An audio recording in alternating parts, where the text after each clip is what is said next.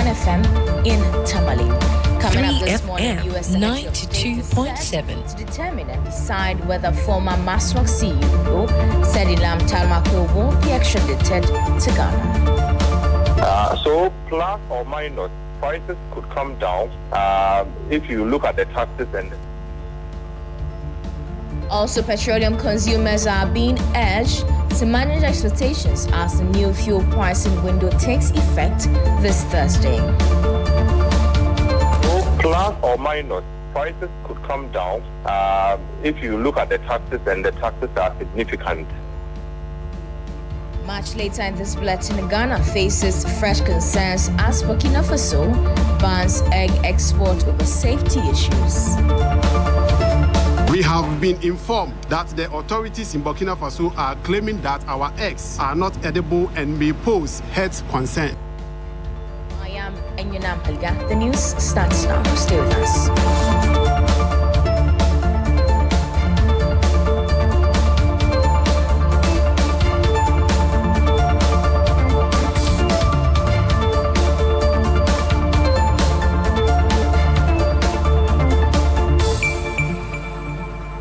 Thank you for staying with us. Now going to a first story where the United States of America's Secretary of State is to determine whether the former Masnok CEO Sedina Tamaklu should be handed over to Ghana. This follows a district court certification of an extradition request made by the government of Ghana. As you may recall, the former Masnok CEO was in April 2024 sentenced to a 10-year prison term with hard labor after she was found guilty of various corruption offenses. She has been tried in absentia after she failed to show up in court when she was granted bail to travel for treatment in the United States of America. A court document available to 3 News indicates that the court has jurisdiction to conduct extradition proceedings because the extradition treaty between US and Ghana is in force. Court document cited further states that the person being sought by Ghanaian authorities and the person brought before the court are one and the same person, and Ghana submitted documents were properly certified. Furthermore, the Secretary of State's document indicates probable cause to believe that she committed the offenses for which the extradition is sought. I will be following this closely and bring you updates on that in our subsequent bulletin.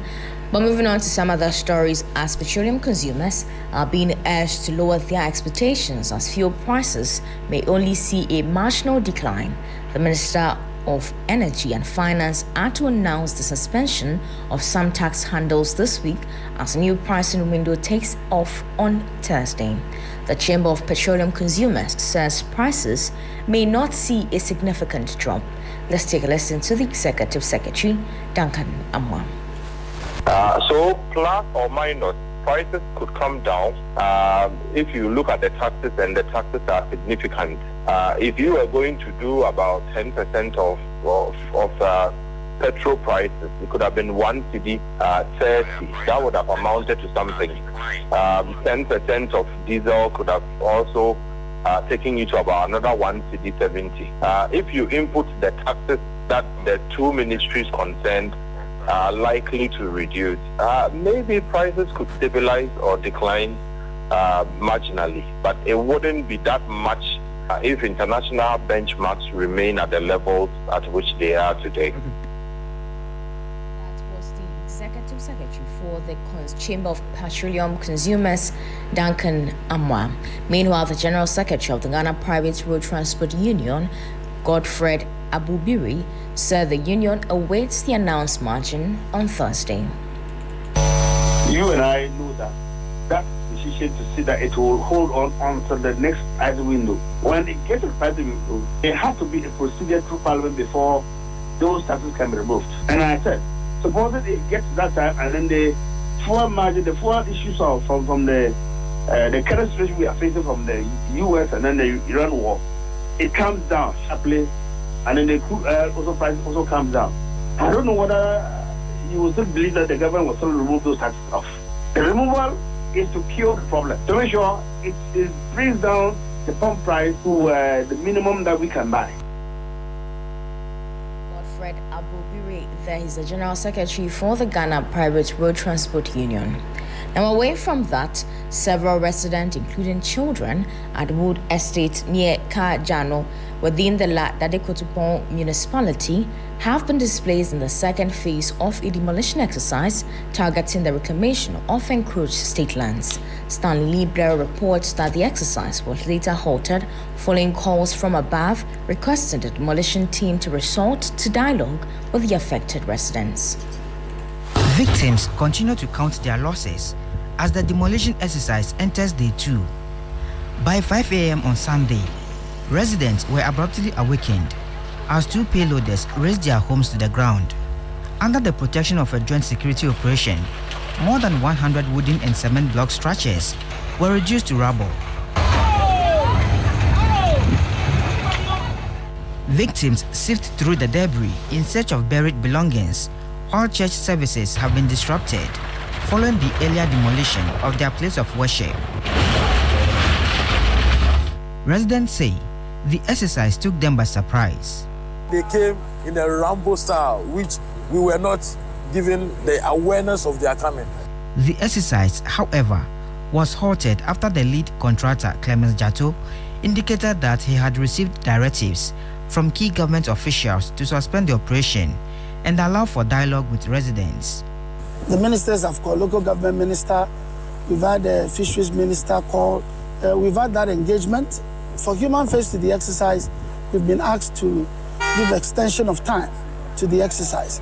A 21-day grace period has since been issued to give occupants time to prepare and vacate the land. The MCE expressed concern over the scale of displacement. We are all at a loss. Suddenly, we are somewhere one early morning and we are hearing there's demolition. I'm not happy. Meanwhile, Clemens Jato maintains that a 2-acre parcel of land at Amrahia in the Adenta municipality has been earmarked for possible resettlement. We're offering them 2-acre land where the displaced persons will be moved to by the assembly. So when they move, the assembly is with us. Whatever they want to do on the land for them, we will assist them. Stanley Blow. Now to one of our headline stories, as poultry farmers and egg sellers in Doma in the Bunu East region say they are grappling with the glut of eggs, a situation they describe as worrying for their business. According to them, the challenge stems from a blockade by neighboring Burkina Faso, which has raised concerns about the safety of eggs exported from Ghana. The association members are experiencing frustration due to an ongoing export blockade by Burkina Faso authorities who deem their eggs unsafe to eat. This situation has led to thousands of unsold eggs and significant economic strain. The farmers recall a promise made last month by President John Dramani Mahama regarding a delegation to Burkina Faso, but they have not received any feedback or solutions since then. We have been informed that the authorities in Burkina Faso are claiming that our eggs are not edible and may pose health concerns. Currently, there is a shortage of eggs in Burkina Faso, and our customers are demanding supply. Yet, we are unable to meet this demand due to ongoing restrictions. Following the presentation of our petition led by Osajifo Osiadeyo Dr. Ajimai Bedu II to the President of the Republic, His Excellency John Dramani Mahama, on 18th March 2026, we were assured that a delegation would be sent to engage the authorities in Burkina Faso to address the situation. However, since then, we have not received any update or feedback regarding to this intervention. Addressing the media, Chairman of the Egg Exporters Association urged Ghana's Agriculture and Trade Ministries to engage in government-to-government discussions, establish clear export procedures, and implement independent health certification to ensure the safety of Ghanaian eggs. That brings us to the end of the first half of this morning's bulletin. For more news, please check our website at 3news.com. I am Enyunam Paliga. Business News is writer.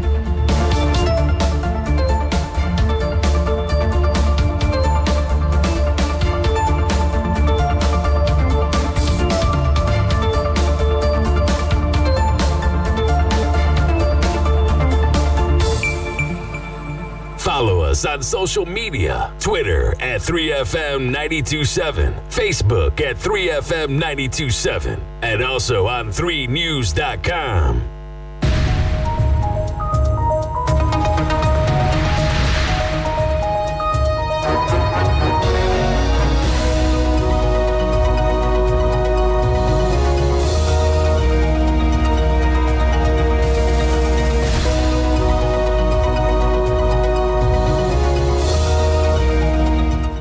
Now time for business news here on Sunrise 3FM 92.7. Coming up this morning, the Ghana Union of Traders Association and Traders Advocacy Group Ghana calls for trade halt over public AI disruption.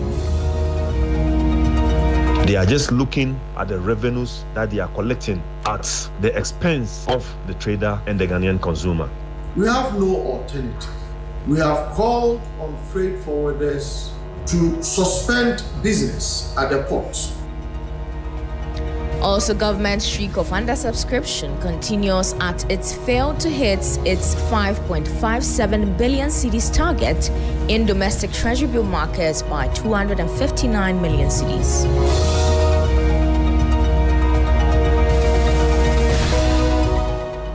And also, Chamber of Oil Marketing Companies backs tax cut as fuel prices soar 30% at the local pumps. We don't have premature excitement because we still don't know which tax are being considered. We don't know which margins are being considered yet. We have details of our headlines and other stories. Please stay with us.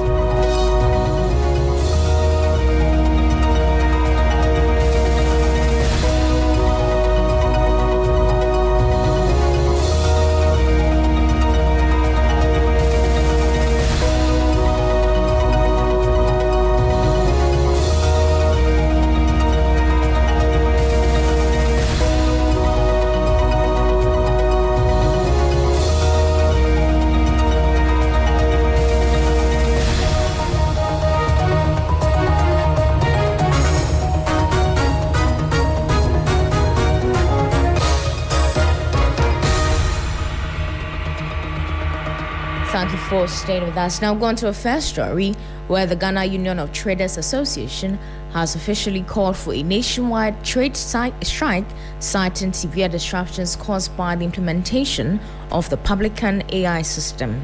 Following failed negotiations with government, the union expressed grave concern over unstable trading conditions that threaten the business community. Traders have reported several critical issues since the system's introduction, including excessive duty assessment, operational delays, and lack of readiness.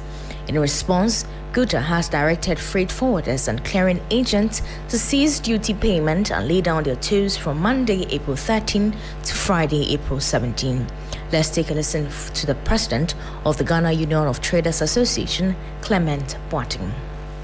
Still calling on government to suspend the implementation of the AI, and let's come to a roundtable discussion to find an amicable solution to this. Because since the inception of this AI, it's been back and forth with governments. The last time that we met with the Deputy Finance Minister, the meeting was inconclusive because all what we said, the grievances and the challenges that we are going through, that we put before the minister, wasn't addressed. That is why we are calling on the freight forwarders and clearing agents to cease payment and lay down their tools from Monday, 13th April to Friday, 17th April. Because currently, they cannot even clear the goods. And the goods have gone into demurrages and rent as a result of the intransigence of the finance ministry. They are not listening to us. They are not taking our grievances into consideration. They are not looking at the huge duties that we have been paying, that have been complaining about. They are just looking at the revenues that they are collecting at the expense of the trader and the Ghanaian consumer. That was the president for the Ghana Union of Traders Association, Clement Boateng there. Still on the Publican AI, Traders Advocacy Group Ghana has declared a nationwide industrial strike starting today, Monday, April 13, 2026, demanding the immediate suspension of the customs validation system. The group warns of a catastrophic impact on the trading environment, citing excessive duty assessment based on flawed AI valuations, unjustifiable cargo delays, and storing demurrage charges. Let's take a listen to the General Secretary, Nana Poku. We have called for this industrial action because those responsible for solving the publican AI systems deployed by Ghana Customs are not ready, and it's as if they have taken position not to listen to us. We have no alternative. We have called on freight forwarders to suspend business at the ports. We have called for this industrial action such that we will have people in government who really knows how to handle negotiations and also are ready to handle and rectify issues. From Monday to Friday, we have asked freight forwarders to suspend every activities at the port, except some exceptional ones that need urgent attention, until the AI publican issues are solved. Meanwhile, the Importers and Exporters Association of Ghana has officially declared its support for the publican AI system, distancing itself from the groups using the association's spark criticism to oppose the technology. The Executive Secretary, Samson Asaki Awingobet, clarified that while it raised legitimate concerns in December 2025 regarding the data security and a lack of consultation with the Finance Ministry and the Ghana Revenue Authority, well, these concerns have since been addressed. The Importers and Exporters Association of Ghana wish to support government policy in the port, that is the AI, or we call it the publican. Our reasons for the support is that the AI implementation will bring sanity into the port. The AI will put every importer equity. There will be sanity. There will be parity. No one will come and pay a duty of 40,000 for a commodity that another person will go and pay 20,000. If I'm paying 40,000 for that same commodity, and then you come to find your ways and means to pay 20,000, we all go to access the same market.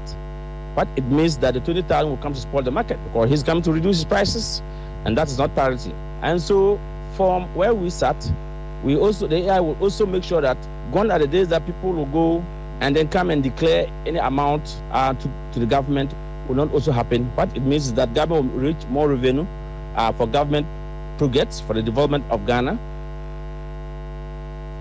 Away from that, fuel prices in Ghana have surged by more than 30% in recent weeks, prompting calls for urgent government intervention. The Chamber of Oil Marketing Companies is directing a directive to remove some taxes on petroleum products as consumers grapple with the rising cost at the local pumps. Prices have climbed from around 10 cedis per litre to over 13 cedis following escalating tensions in the Middle East involving Israel, the United States and Iran.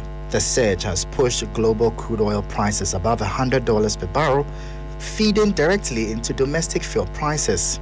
In response, Cabinet has directed the Ministers for Energy and Finance to review and remove selected fuel taxes to ease the burden on consumers. The Chamber says the move is long overdue, but insists more targeted action is needed. Long-awaited wish of the industry that today we have seen results, but we don't have premature excitement because we still don't know which tax are being considered.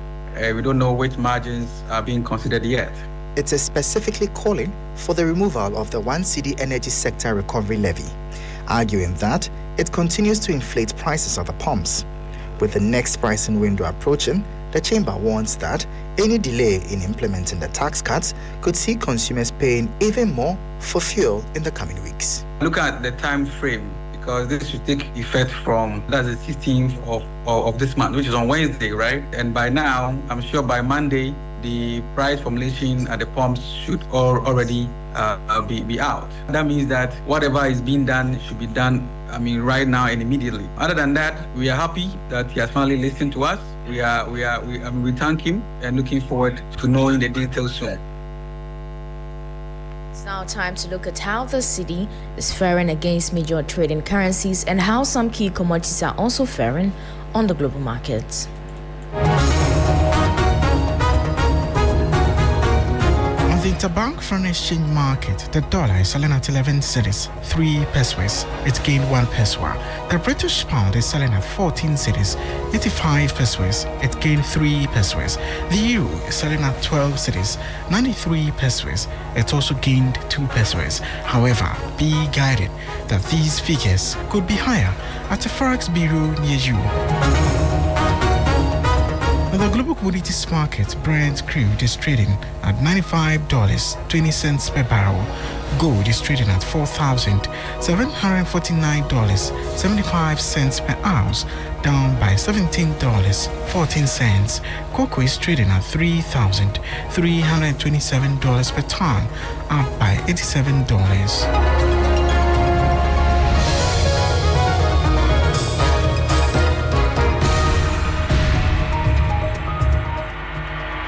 That was an update from the forex and commodities markets. That will be all for business news here on 3FM 92.7. For more news, please check our website at 3news.com. I am Enyunam Peliga. Sunrise continues.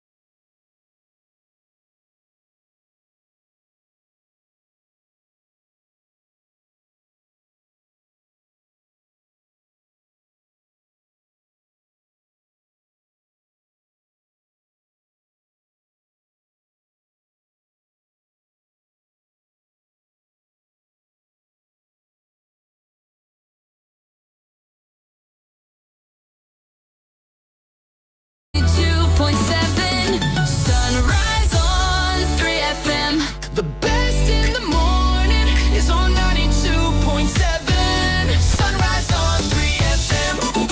The best in the morning is on 92.7. Sunrise on 3FM.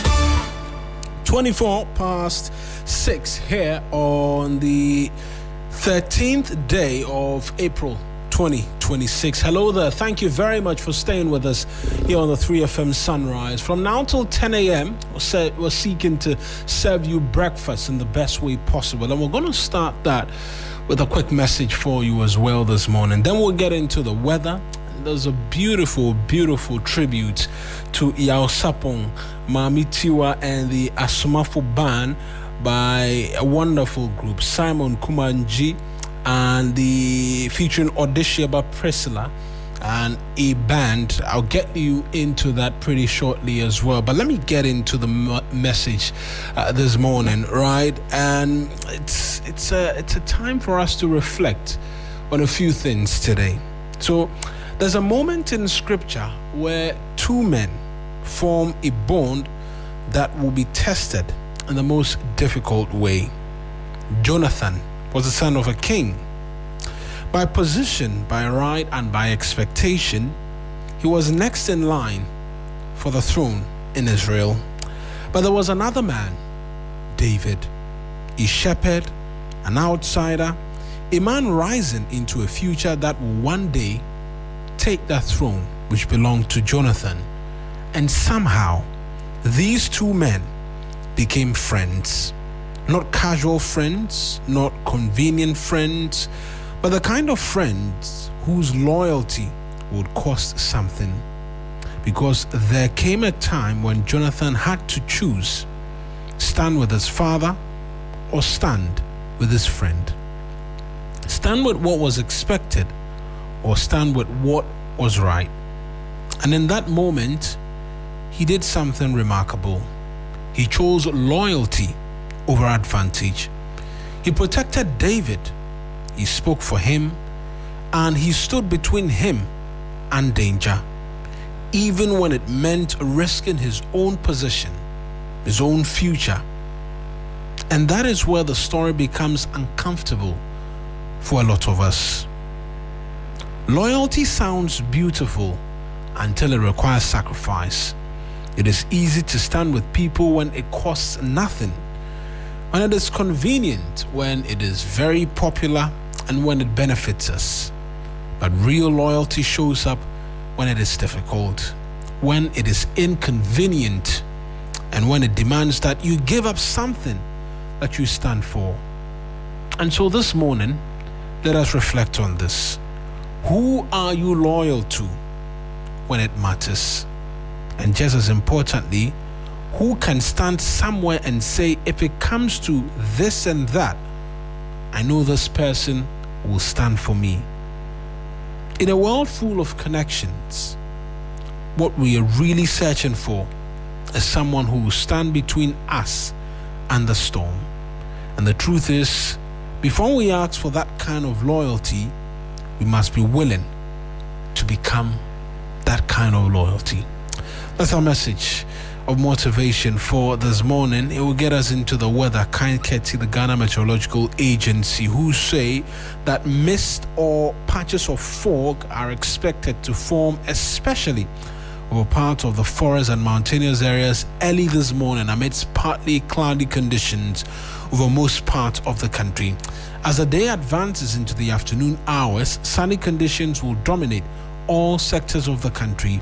However, from the late afternoon into the night hours, rain-bearing clouds are expected to form and produce rain and thundery activities over some places within the middle, transition, and northern sectors. You can get a bit more if you visit meteo.gov.gh or find them on the respective social media platforms. It's now 29 past 6 here on a Monday, the 13th of April. Let me get you into that wonderful tribute put together by Simon Kumanji and Odeshieba Priscilla this morning for you as a song of inspiration for the morning.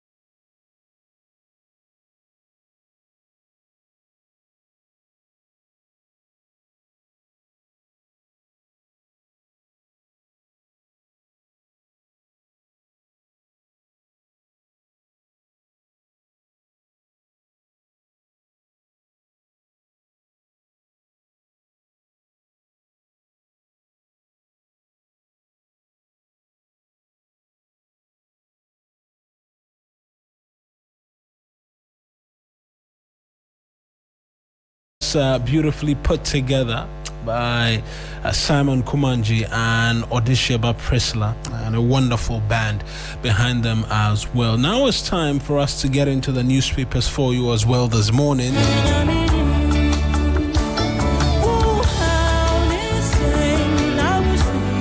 We'll look at matters of development since we last were here on Friday.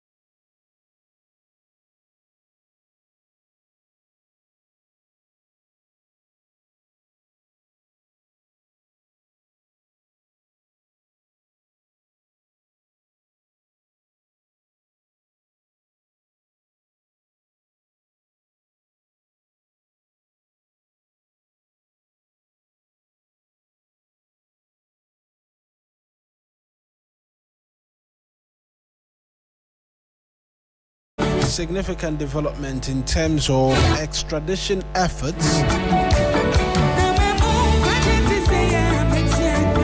We're also yet to hear word from the government on specific taxes to be cut. And from the weekend as well, heavy discussion on respective talk shows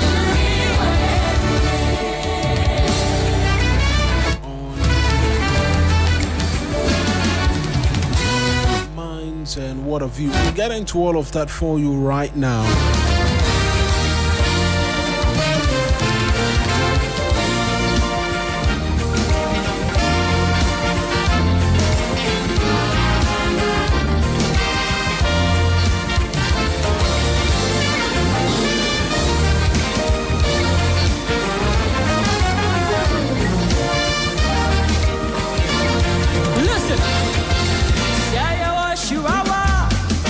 Start off for you this morning with the Custodian newspaper.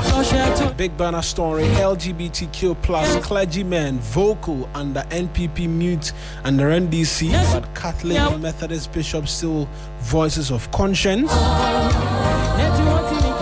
Minority demands transparency on 1 city Dumso levy.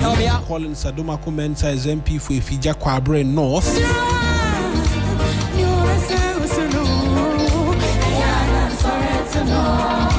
Prudential Bank deepens strategic supplier partnerships 2026 conference. An anti-LGBTQ plus bill will be passed. Backben assures.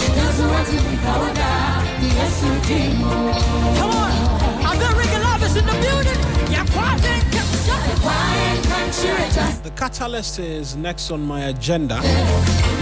Boss margin is crucial. All in the conversation as to where taxes will be removed.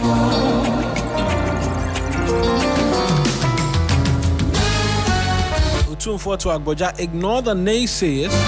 Also, importers and exporters throw weight behind publican AI system, reject claims of opposition. But I'm reading elsewhere, Guterres is directing to members to suspend imports. We'll get into that because it's been, the president has had cause to speak to this and said that the GRA and respective agencies take the matter seriously. He made this comment during the Quill Business Forum about 2 weeks ago.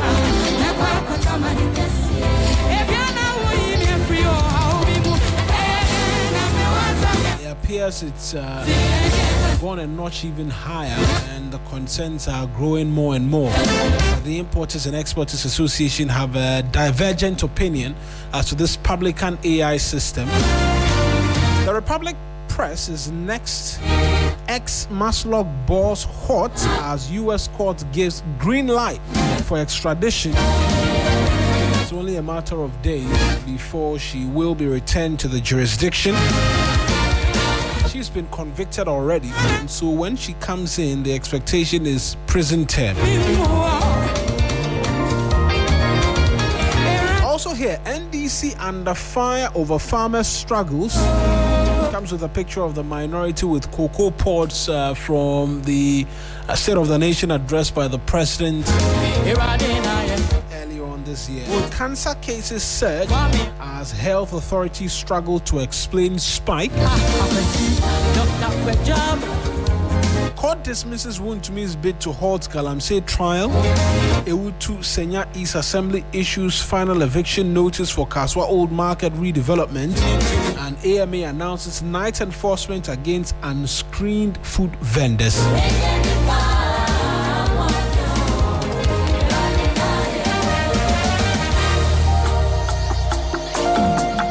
The Daily Guide, next on the bill. U.S. court okays convicted ex-Maslow boss extradition. Said in Atamaklu Ationu is on the front page here. Ochiman strips Etreso Hene of Ketsis. 2 jailed 55 years for robbery. Ensure quality Accra Kumasi Expressway project. That's according to 2482 the second.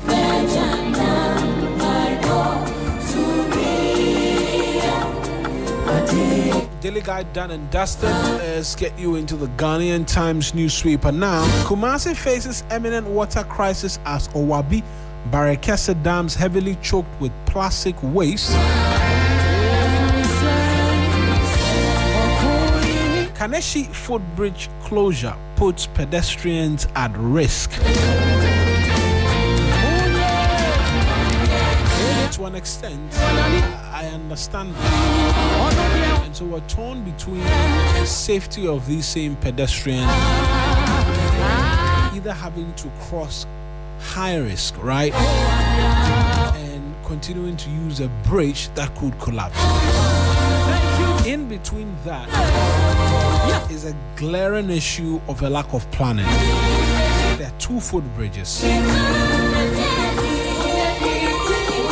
If we had systems running in the manner in which it should run, one would have undergone repairs while the other was still fit for use. You understand? One would have. So, well, we'll get into the details of the story. Also here, fuel prices to go down, government moves to cushion consumers, and Etreso Hene stripped of his title for rebelling against Ocheman. On the back page, Gold Stars Heart of Oak suffered dramatic stoppage time defeat as Midiama humiliates Ashanti Kotoko. Ghana 96% ready to host 24th Africa Seniors Athletics Championships.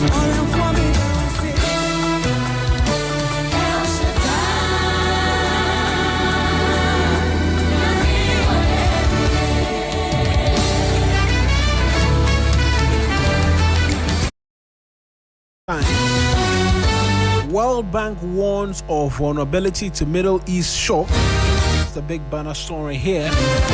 Also here, PIAC flags risks in $205 million 10 FPSO acquisition. And if you've seen the PIAC report, lots of questions. 6 years straight declining oil production. Listen. And serious matters of concern. World share export returns to Tamale for 2026. Also, there are features here strengthening the economy through informal sector tax collection. That's been on our radar for forever. Ecosystems over silos is another you should be picking up the BNFT and be reading for yourself. On the World Share Expo returning to Tamale, it comes with a picture of Dr. Peter Boamo Tokuno, Presidential Special Initiative on Agriculture. Business activity rises for first time in 3 months. That's on the back page. And mandatory local cargo insurance policy set to transform trade and boost local economy. Come on, I've got regular office in the building. Yeah, quiet and everybody did. When we actually just said, I said, what she when we met you, so now we, I said, what she Let's get into the daily graphic now.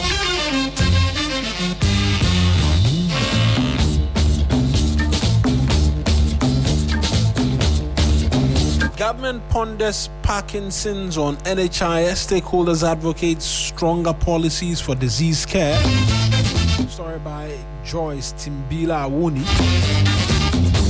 Ghana to honor American astronaut Christina Koch after her team's 2-moon mission. You know, she's always hoisted the flag of Ghana very high because she studied here in Ghana at the University of Ghana.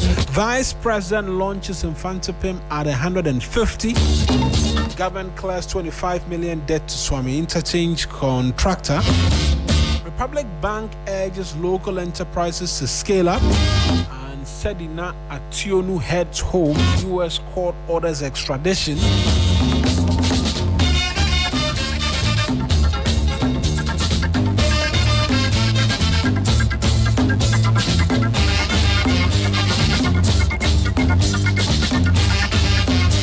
On the back page, Ghana Premier League. Medema tear Kotoko apart. Storm back to top spot. That's all of the story on the back page, really. It was a humbling of some sort. By the 49th minute, Kotoko were down by 4-0. Napo Ali Fusheni will not be a happy man. He's one of the big Kotoko fans I know. He's done this journey across the length and breadth of this country in support of his darling club. This humiliation by Mediama. You know, lots of folks suffered a late defeat, extra time goal. We take it on our back small, but we didn't suffer a 4-0 defeat. Let's get into the details for you as well this morning, and we'll start off with the subject matter of crude, but obviously, the extradition of Sedina Ationu as well is building quite the interest from a number of us. And so I'm going to get into that story for us this morning as well.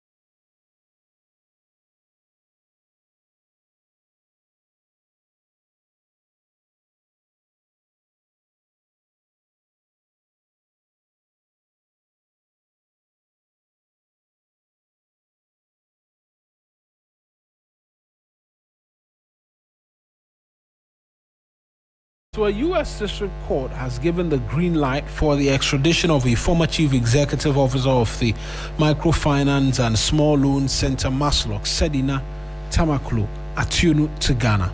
In 2024, the Accra High Court jailed Sedina Ationu for 10 years in absentia for stealing and causing financial loss of more than 90 million cedis during her tenure as the CEO of Maslock from 2013 to 2016. Sedina Ationu, who was standing trial prior to her conviction, failed to return to Ghana after she was granted permission by the Accra High Court to seek medical treatment in the U.S. in 2021. Now the extradition request. On April 9 this year, the U.S. District Court, presided over by Daniel J. Albrecht, a U.S. magistrate judge, gave the green light for the extradition after it approved a request by the U.S. government for an order certifying an extradition request by Ghana. The extradition request made by Ghana was submitted by the Ministry of Foreign Affairs to the U.S., and during the course of the hearing, the court heard evidence from an assistant state attorney from the Office of the Attorney General in Ghana, the case investigator, and other officials from the U.S. In its conclusion, the court held that the extradition request by Ghana, in line with a treaty between Ghana and the U.S., was valid. Again, the court held that the offenses for which Sedina Ationu had been charged and convicted, for which the extradition was made, were extraditable under the treaty. And so that's it with Sedina. She is bound to return to the jurisdiction. There's no clear date as to when that could possibly happen. I'm trying to read the story and see if that provides any. No, it doesn't. And so the court may have given the green light, but we're yet to see how all of that plays out. But it will raise questions as to what happens to, or what is happening to that of the former finance minister, because for this particular subject matter, we realize that a state attorney, an assistant state attorney, was present in court and provided some details, right? Some details as to this request. But in the other matter, in which involves the former finance minister, the extradition request in itself was not available. And so it will have a lot of people asking questions. But there's also the story about us seeking to honor the American astronaut Christina Koch after the Artemis 2 mission on the moon. I want to know what you make of it as well. And so send a message to us this morning here on the 3FM Sunrise. Already a number of you are sharing thoughts with us already as to the headlines we've been bringing to you involving the minority and some others. And so you can do same as well this morning. But I want to take us to the Ashanti region right now, because there's concern about looming water shortages, water crisis there, as the Barekese and Owabi dams are facing not just pollution but heavy silt due to plastics. The president made a promise that we were going to ban plastic importation. We do not know where we are in relation to that, but Kumasi faces imminent water crisis, and perhaps we'll get William Evansinkum on the telephone line as well to give us a sense of what it is that is happening there. But the story is by Kingsley E. Hope. He's in Kumasi, and Kumasi and its adjoining communities may face an imminent water crisis due to the deteriorating state of the Owabi and Barekese dams, according to the managing director of the Ghana Water Company Limited, Adam Mutawakilo. Now, he said the two critical reservoirs, which together supply nearly 70% of potable water to the metropolis, were under severe threat from siltation, pollution, and encroachment, raising fears of a major disruption in water supply if urgent action was not taken. Speaking during a tour of the facilities in Kumasi, Mr. Mutawakilo disclosed that the once pristine Owabi Dam had been heavily choked by silt and plastics washed in from nearby settlements, particularly during rainfall. The managing director noted that the situation had become so dire that staff of the Ghana Water Company Limited now resort to paddling canoes across the dam to manually remove floating debris. That's concerning. I don't know how well this ties into the Ashanti Regional Minister's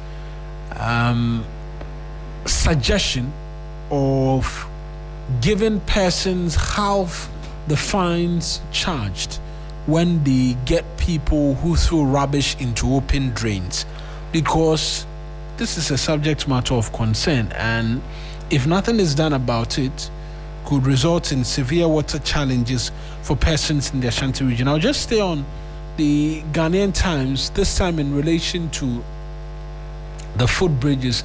But like I mentioned, we're seeking to connect with my colleague William Evansinkum, who's in the Ashanti region. Ibrahim Abubakar, rather, is joining us right now via the telephone lines with a bit more in terms of details in relation to this imminent water crisis situation quietly building up in the Ashanti region. And we know that there's a direct quote that the overflow of water is deceptive. It is not a sign of abundance, but an indication of a clogged and weakened dam due to years of neglect. Right? Mr. Mutawakilu further revealed that the Barekese Dam, the larger of the two, was also facing a similar challenge, with significant portions of its depth lost to siltation. And even if you look into the picture attached to the story, you see lots of plastics, lots and lots of plastics in the dam, as Mutawakilu told. The Kaneshi footbridge is putting pedestrians at risk, both its opening and its closure.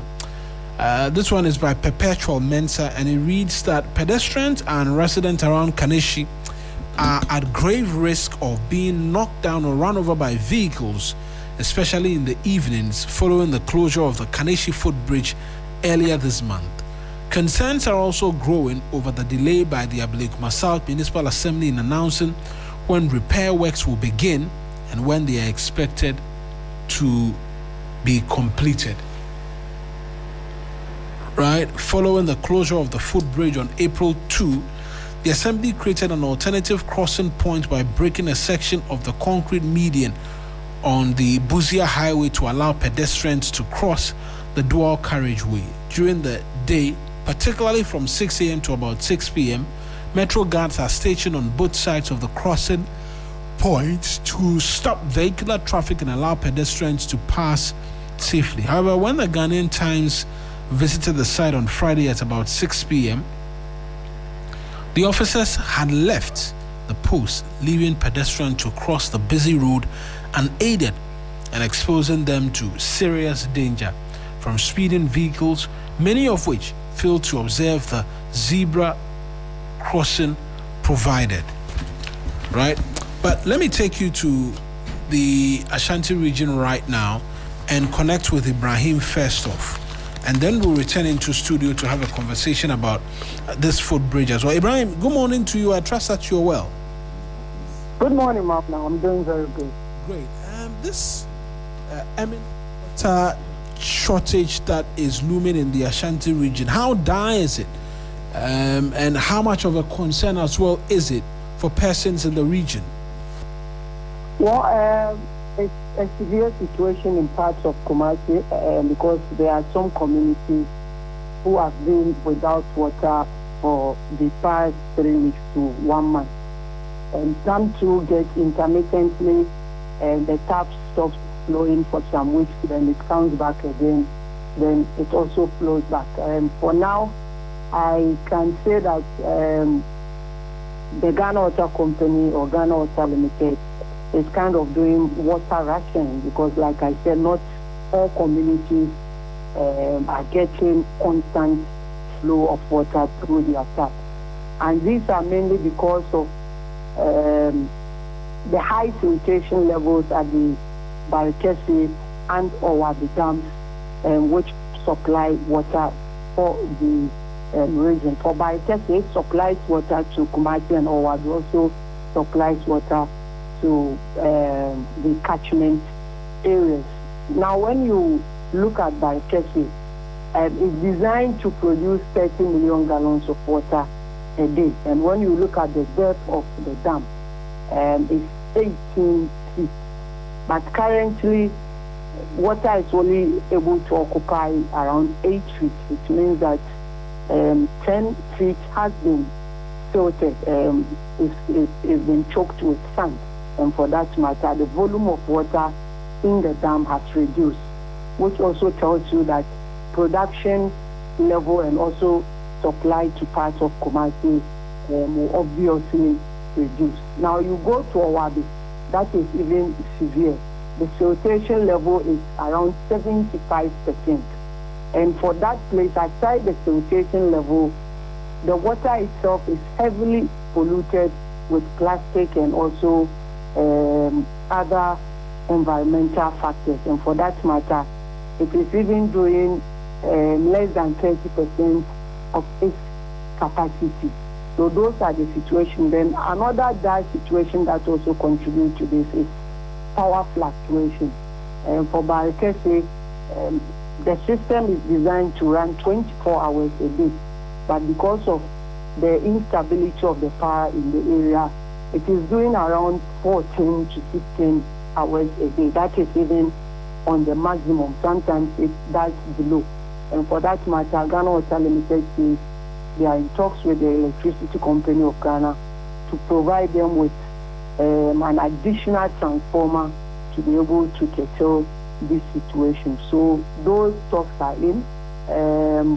They are trying to get those things to be able to handle that. But the issue of filtration or dredging, they said they are also in talks with the Ministry of Finance to release some monies for dredging of the dam so that the dam will be able to handle a lot of water for the production and supply for residents of Kumasi. So that is the situation. You come, most communities are struggling to get potable water. And for the residents which you speak about, where you see that there's been water rationing and all of that, are they aware as to why the situation is that the dams have been taken over by silt and plastics? Well, for most of them, they are not aware of the situation. They said communication has been an issue because they have never heard of it. But for those around the catchment area, most of them should be aware because people are farming along, people are encroaching the buffer zones and other things. So those human activities are also contributing to that. But for residents in Kumasi, most of them are unaware of the situation, and they believe that constant communication from Ghana Water Limited will be able to enable them plan well. And for them, for most people, they even do not really care about the communication. All that they are looking up to or they are looking from the authorities is to fix the situation so that because they are paying their bills. Others are complaining that there are residents who complain to you that for the past month they have gotten water through their tap not less than a week, yet they are paying the same amount of water bill that they have been paying over the past few months. So that is where the confusion is. They are not getting the water, yet they are still paying their bills. For them, if they are paying their bills, then it means the authorities should also do everything possible to fix the situation. I ask of their awareness because we've seen in the last few days the Ashanti Regional Minister, Dr. Frank Amoako, is suggesting giving half the fines to persons who report individuals seen openly throwing rubbish into drains and all of that. Reason why I ask, and also seeking to get what the perspective of authority is to the situation and if they are intending to do something about it to avert what is being described as looming water crisis. Well, like you rightly mentioned, for the water company or management of water company, they say they are limited in what they can do.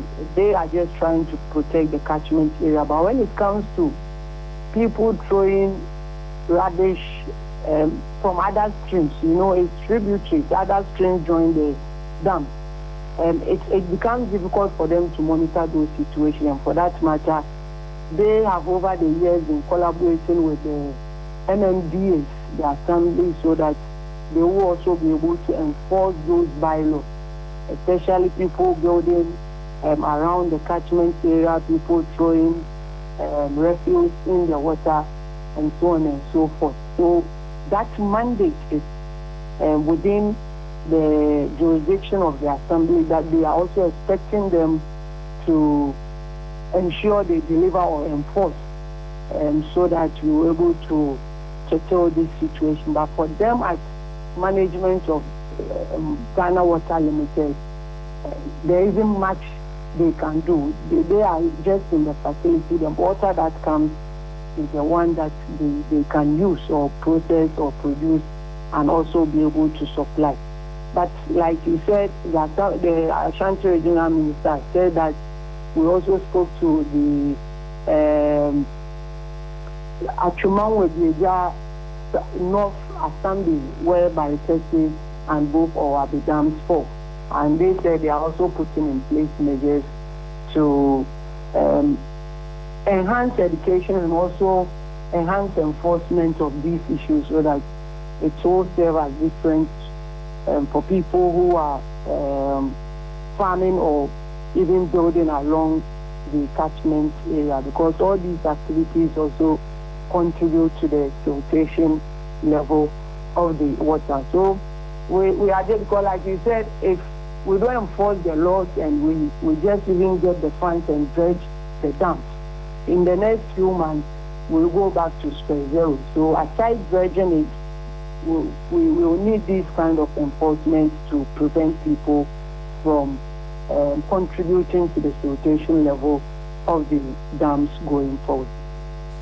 Right then, Ibrahim, I'm sure we'll return and have a conversation again, but I appreciate you joining us this morning as well. Thank you. That's Ibrahim Abubakar, is my colleague in the Ashanti region. I want to say good morning to Johnnie as well, who's joining us. Eric, mine Egbeta. Yes, sir. No, we are here with wisdom. Wisdolingo. Yes, sir. Johnnie. I don't like what wisdom does. Oh, It has some data and some plenty numbers. And we say, oh, we are general, we write. We say, oh, we are quoting figures. Oh, Papa, you see, you see the thing that is happening there. What Ibrahim has been talking about. Yeah. It'll be only 2 seconds work. When you say 2 seconds, what do you mean? Oh, do they not have national security there? There is national security. They do not have BNI there. Yeah, BNI is back to BNI, so yes, BNI is there. Yes. Do they not have RegSec there? There will be RegSec. In fact, the Ashanti Regional Minister is promising to give out half the fines to persons. So why are they misbehaving? Simple question. Maybe Magusi. Chama, give us the detail. Yeah, there's what? So we're expecting prices to reduce fuel prices. Yes. Charlie, it hit my intestine on Saturday. Well, the price. So when I reached there, when they mentioned that they hit me, we were packed before I could react. It's all about this global prices, the uncertainty. Let me check, or if you have it, what is it trading at? So right currently, now? Brent crude, according to Trading Economics, is trading at $101.3 per barrel. 101. So yes, is it Saturday? Saturday I checked, it was around 96. Yesterday I checked, it was around 98, and today is 101. Brent crude, yeah. How much of this is down to the latest we've been hearing from U.S. President Donald Trump as to the blockade? Blockade and so you see, the market normally responds to sentiments. So anytime there is this sentiment on the market, then the markets also reacts. So that's markets have no memory. Definitely, they are rational. They don't. Markets have no memory. They'll forget that at some point we used to buy at 23. They'll just no. They are looking at the next available flight. As a rational, I mean, if you are a consumer and you are expecting the blockade, so there will be a rush, right? Either people will hoard the oil to increase their stockpile and their internal supply. They don't release it out. Right. You know, this is a supply and demand thing. Right. So when they are hoarding, meaning they are forcing an artificial shortage, hence the prices will increase. But wisdom, you do a lot of work trying to understand and research into this. Yes. Because you are trained for it. Tell us, are we in a dangerous situation? Hey, well, it depends on how you look at it, Johnny. Okay. You see, let's look internally. Let's look at our internal source of refined crude. Realize that we import about 80% of our crude from Europe and Russia, our refined crude, and 20% from the Gulf region. But here's the catch. You realize that even those that we rely on from Europe and Russia also depend, most of them also depend on the Gulf states for their raw heavy crude to refine. Because you realize that most of the heavy crude, you know, most of the recent refineries that we have across the world, they like processing the heavy crude because it has more economic benefit. Because internally you realize that a place like US, they extract. US is one of, in fact, if not the biggest oil producing country in the world. But they are currently. Yes, if you look at, want to add Venezuela even to it, definitely you see. But the type of crude that they extract is not the heavy or sour crude. But this heavy or sour crude is a lot of them, a chunk of them is in the Gulf region. So they rather would like to import this heavy crude from the Gulf region and refine and rather sell it out to Africa in the world market. A certain rate. A certain rate. But so if you look at us, we import a lot from Europe. Okay. Now, they also rely on the Gulf. So any disruption in the Gulf will force the price to increase. So right now, government has had Mawuena cabinet meeting. Yeah. Yes, we don't know what specific taxes. You see, that's the conjecture. So we don't know what specific tax that the government is actually coming to. Yeah, with Mawuena. Yes, but we've done some conjecturing, right? We are looking at maybe if government wants to. But you are the biggest man. Talk to me. If the government wants to reduce, suspend for the 4 weeks. Taxes. Yes, and what are we looking at? Possible options. I'm suspecting the 1 cedi fuel levy. Okay. Either it on will every be, liter. 1 cedi on every liter. The one that was introduced recently. Okay. The D levy. Yeah, the That's D levy. what has been called. And then what else? And maybe the primary distribution margin, but what I'm thinking is maybe the 1 cedi fuel levy will not be suspended totally. It will be reduced to maybe 50% of that, so maybe 50 pesos or 30 pesos. And we did some cost benefit analysis. As you said, I heard Roland today saying that it's like a chicken and egg situation. This is going to be a loss of revenue. Right, so there's 500 million. The 500 million, that was very good. It's 500 million cedis in lost revenue for that 4 weeks, because it is projected that yearly the 1 cedi fuel levy is going to give us somewhere around 5.7 billion Ghana cedis. So if you suspend it for a period of 4 weeks, then we are losing around 400 to 500 Ghana cedis million Ghana cedis in terms of revenue. So that begs the question: anytime government want to subsidize anything for the populace, it means it has to bear the cost of that. But it's also a wake-up call for us. Currently, the current fuel price floor set by the NPA, petrol is selling at 13.30. We realize that Mawuena, all the major Star Oil and Goil, they are selling at the price floor, right? So now petrol is around 13.30 and diesel is around 17.10. Right. Yes, that's the current prices. So it's a wake-up call for us, right?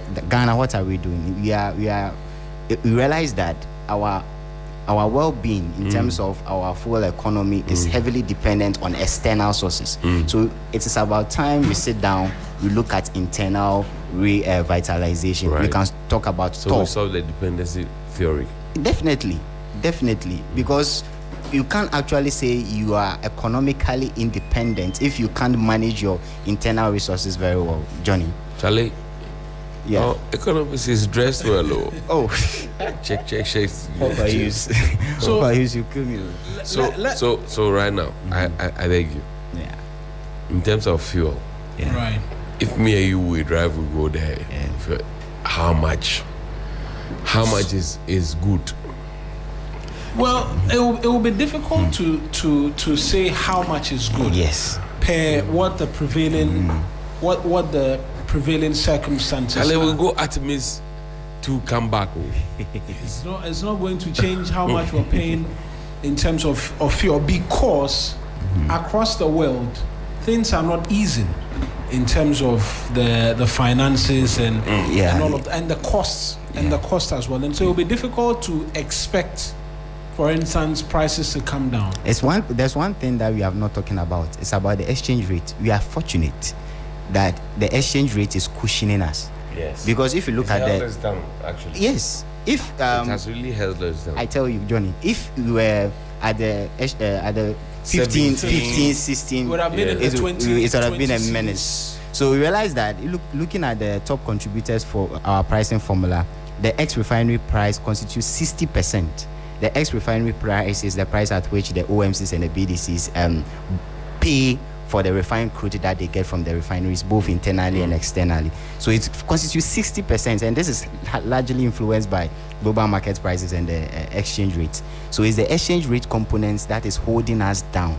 Right now, the CD is around 10, 11, right? It's a bit manageable. Right. If it was around the 15, the 16 region, we'll be buying fuel around 20 cities. Well, the tax component is around 24%. The tax components of our bill, which we are begging government to reduce. And that's what the government actually have control over. It's about control. You can only reduce what you can control, right? So the government can actually, I don't know by how much, we don't know what components of the build up the government is actually going to reduce. Yeah. Wisdom, do you sleep? I barely sleep. All these data. Do you sleep? I barely sleep. But that's the job we signed up for. So good morning to you. The part of this that I want us to. Antiama Lawson, good morning to you. Man, I say good morning too. Good morning, Antiama Lawson. I'm a Lawson. Yes. From all of us here on the 3FM side. Me say Isaac Benson, good morning to you. Now fire a question. Yes. The part I want us to focus on in relation to all of these numbers in terms of what it could mean, right? We're having conversations as to what possible taxes could be taken out. Yeah. We've come around the table, and from conversations across the length and breadth is suggesting that, look, 1 cedi off fuel will cushion the consumer, but will cost the state 500 million cedis. Yeah. What really are the possible options? Because we've been haggling about it, and I'm sure it's the reason why we haven't had a definitive word from the finance minister and the energy minister since that announcement from cabinet, because it's a very difficult pill to swallow, and it's a hard bullet to buy. There are those who mentions some margins which can be removed. Realistically, not all margins can be touched by government because some belong to the OMCs and BDCs as well. Realistically, what margin should we be looking at? And also, some say that, look, if you want to compare diesel and petrol, the price escalation has not been the same. We should see a bit more in terms of an ease with regards to diesel, whilst petrol is very marginal in terms of wanting to have an intervention in that regard. Mawuena, if you ask me what margin should be touched and which one shouldn't be touched, I will not be the right person, definitely. Yeah. But we're having a conversation. Yes, we can have a conversation around.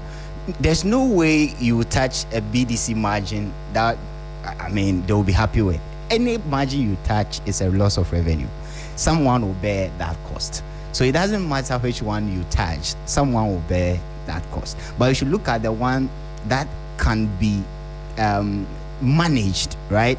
The one that can be considered when you are talking about cutting the side. And for me, IES currently released Derek Hatcher sent me some documents, right, that the boss margin shouldn't be touched, and they explain the reasons why they believe. Everybody's saying the margin should yes, because they are all protecting their interest, right? But for the 1 cedi fuel levy, it is something new. Okay, something new that has been introduced. So we can, if not suspend it temporarily, to look at study the global climate, the geopolitics around the oil, and see how the prices on the world market will look like for some time, and restructure, right? We can recalibrate it as in when we want to, but we can do something about the 1 cedi fuel levy, and that's what I'm suspecting, right? I'm suspecting something will be done about it. One cedi fuel levy. Yes, is where you believe that that's what I think will be touched. Yes, something done. But the government says we're going to a couple of them. Yeah. So 1 CDS, Mawuena, you and I will be happy. Yeah. We'll collect some small, but beyond that, what else is there? You see, this government was voted into power with a certain notion in the minds of the Ghanaian people that you are coming to do better than what was done before you. How have they done that? Roads have been constructed. Yes, we applaud them. Other things have been done. We applaud them. But actually, on the fuel side, if we have to move, look, they reduced the prices. Abambere, Bauer, Goel brought it down to the floor. We appreciate them. But if it cannot come down, Chairman, we know. Well, it's about control. Absolutely. And you see, one of the reasons, I mean, we've said it time and time again, but perhaps we'll have to mention it again. One of the reasons why fuel prices are a big deal is the direct impact it has in terms of pricing. Yes. Yes. Mention that we are live on Kesme FM 107.1. Absolutely. In Tamale. Yeah. Let me just announce it. Because Alhaji Ibrahim, if you don't hold his neck, you hold your leg. If you hold his leg, you hold your neck. We're live on Kesme 107.1 FM in Tamale, where they are doing the lesson as well. And so do get on and to in the Facebook Volta region as well. And share messages with us as well this morning. Back to the point as to why this is so important, right? Yeah. We're seeing transport operators haggle and ask that, look, we need to see an increase in how much we charge for every trip because fuel prices have gone up. Okay. Already we've seen VVIP or VIP increase prices by 25%. But when that happens, as for the based on, we can have a conversation about it subsequently. When that happens, the trickling down is immediate. I tell you. Everybody says, you're too lorry fair move into they add a margin to whatever it is that they are selling. And that has a direct impact on how much you and I will pay for the goods and how much leaves our pocket on a daily basis. Yes. And so I'm sure sometimes persons might want to get a bit fatigued in terms of, you've been speaking about fuel every time. Yes, we know global prices are up and all of that. Or for some, we don't care about global prices. We want prices to be down, which is a point Johnnie is making this morning as well. You know, the effect is dire. Yeah. For an economy like ours, because we've seen the impact in previous times. Mawuena, that's a very good thing you've identified. You see, if you look at our inflation component, right? What drives inflation in this country? You cannot discount fuel. Especially if you look at all these big companies, everything that moves in this country is done by fuel. And value addition is a main component of distribution. So before you can even add value to this phone, right, or maybe a yam in Damango is not the same as a yam in Accra, right? The movement adds value, and that value addition is determined by what? Fuel prices, or how, or what means they did come. So if you are buying yam in Accra, maybe 50 cedis, and fuel has now increased by maybe 15%. And take note, the incidence of taxation simply means where the tax component is being pushed to. So you normally have the government, the firm, and what, the customer. So usually you realize that when there is an increase, the drivers don't like absorbing the tax component. They rather push it to you, the consumer. Nobody was. It depends on how elastic, it depends on how responsive it is, or how important that commodity is. So currently, if you look at transportation, Johnny, you cannot do anything without transportation. No. You cannot fly. So definitely they will push it on you because you can't do without it, and that is the main issue. If the government can look at different ways of transporting things, right, that will not, the economy will not be a solely fuel dependent economy. Though there might be a trade-off. People argue that you are crippling the petroleum sector and all that. People can make that argument, but it's about the better common good, right? What will actually help everybody.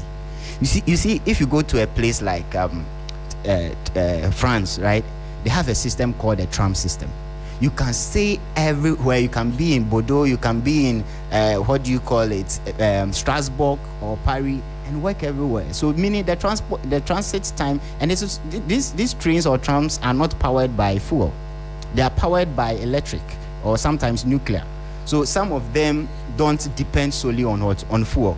But this is, if Ghana is about 90% dependent on fuel. Our machines are being run by fuel. Our cars are being, everything is fuel determined. If it's not petrol, it's diesel. If it's not diesel, it's kerosene. If it's not kerosene, it's 80k. It's actually diesel, and diesel is even more expensive. You see Mawuena, the issue. Let me say a quick good morning to Mrs. Trudy Opari. She's listening to us. She's the CEO of Park Store Enterprise in the East Legon area, and she's listening to us. And she buys a lot of fuel. So inflation is they have to come to us properly and talk to us about what is in store for us. Right. Because right now, so far, nobody has come to us. Oh, they've come to you via the Minister for Government Communications. Chairman, slow down. Is he an energy person? The energy person and the finance are those who are expected. But the window, when is it opening? The second pricing window. Yes. It's 16. That's Thursday. That's this week. So that we will get a reduction. Yeah. We don't know if it will be a reduction. No, it's a reduction. No. Because the President... Mawuena. What are you talking about? Mawuena, slow down. The president has directed that the thing go down so that been quiet for 4 weeks we can enjoy it. Why are you complaining? Well, let me read a comment here from Atoke Skyman Airbender Lamarck. Says that America has recorded, I believe that's what he wants to say, has recorded its highest inflation while Ghana's is reducing. Look, if you have friends who live in the US, they will tell you that it used to cost about $2-something to get a gallon of fuel. Now it's gone past 4. So they are feeling it as well in their pockets. But who started the war? In terms of who started the war? That's a conversation of the many things, right? Of the many things that were seen in terms of an intervention that could come. Are those 100 Metro Mass buses? 300. No, just 100. 100 has come now, yes. But another 100 will come in August. Another 100 in November. August is a bit far away in terms of what it is that we want to do. 100 buses cleared, yet to be registered, and then will be put on the road. The charge as well is that they charge below what is charged by normal trotro drivers, and then they operate on the routes which are very busy. Off the top of my head, Kaswa is one of such areas. Amasaman going is one of such. Medina, Medina, and the likes will all constitute some of the areas where this will, in the grand scheme of things, what sort of impact can we say that will have on easing the burden on pockets? Johnny, a country like Ghana, our approach to things has always been responsive. And that is the main issue why we are here. Look, Mawuena, the issue with Ghana's transportation is not just a bus matter. If we buy the buses, I was doing an analysis the other time, I realized that the maximum lifespan of every bus we procure in Ghana is 10 years. So beyond the 10-year period, what's next? So we don't look at long term when we are doing any policy, we are bringing any new idea, and it is hurting us. Look, this 100 buses is procured, good one. Another 100 coming in August, another 100 in November. The real issue is about expansion or alternative. Look, if you bring these 100 buses, they are coming to add up to the same road, the same structure, no dedicated lanes, and it will just go back to square zero. I was doing the research that Dex did some analysis and realized that if we procure buses, it has a maximum impact limit. Like, you cannot actually solve the transportation issue. It can only reduce it by a certain maximum margin, like let's say 9%. You can't go beyond that. For you to go beyond the 9% impact, you have to look at alternative. You have to look at expansion, decongestion. Buses alone is a good thing, it's a mitigation measure, but it's not a structural solution, if you ask me. Mawuena, what happened to our rail system? It's a question everybody keeps asking. Look, and we don't if you travel out there, you see buses, you see rails, you see black cab, yellow cab, you see all of them. Everybody is fussing. When you're busy, what's our problem? Like my good friend Trudy will ask you, how did we get here? How? Mawuena, how did we get here? How? Well, and take notes, by 2050, it is projected that the population of Greater Accra, I mean, one of the biggest cities, not, in fact, the biggest. Rabbi showed us with Kumasi, Ashanti region, right? No, in terms of size, I'm talking about population. It will reach 10 million people. Currently, we are, yes, that's the projection, that by 2050, we will be about 10 million people living in what? Greater Accra region. Currently, we are doing between 5 and 6 million.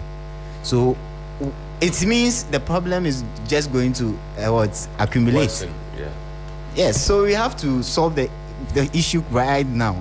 We don't have to wait for maybe 2030, 2040 before we start as responsive as we are. So your projection is that what?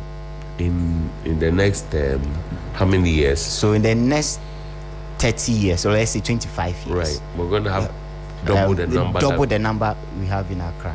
Where are they going to live? Because look, they were demolishing some buildings around the Osu Fisheries area. Where are they going to live? Town and country planning and it's not LUSPA. It's not LUSPA. Land and spatial planning. Land and spatial planning. We like English, LUSPA. And then we put it together nicely. Land and spatial planning. See, we will need a bit from them in terms of details as to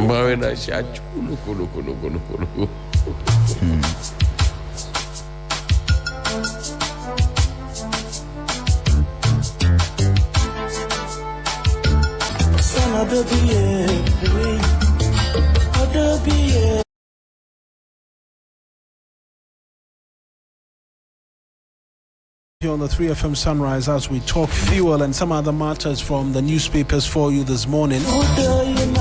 Let us know what you think. We're streaming live on Facebook at handles 3FM927, same handles on Twitter as well. A number of you have been sending messages already this morning. There is some rather sad development as well from the world of sports this morning. And so yesterday, Brekum Chelsea's team bus was attacked by armed robbers while they were on their way after a game on the Bibiani Gosu Road. And the striker of Brekum Chelsea, Dominic Frimpong, has died from that incident. A number of the local clubs have been sharing details.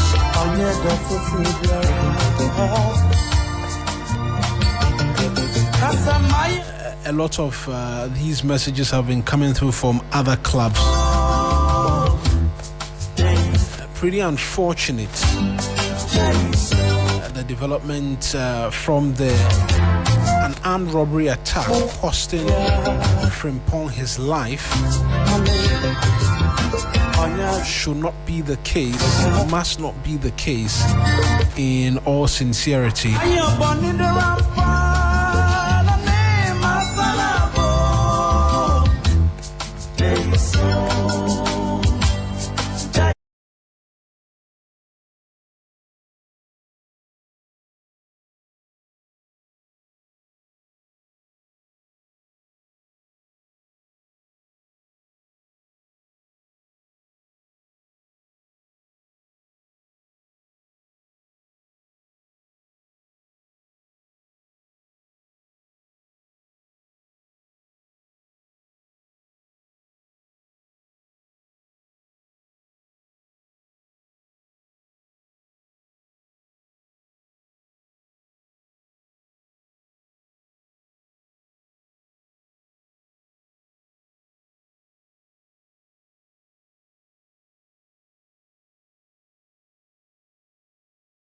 Robbery attack on the team bus at Ashereso following the Ghana Premier League clash.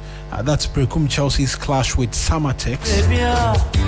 And the attack occurred on the Bibiani Gosu Road in the Western North region.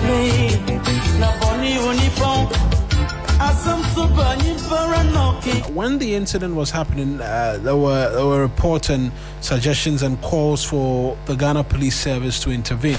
In fact, he received first aid, but his wounds were severe and they were attempting to transport him elsewhere for extensive care when he succumbed to the injuries.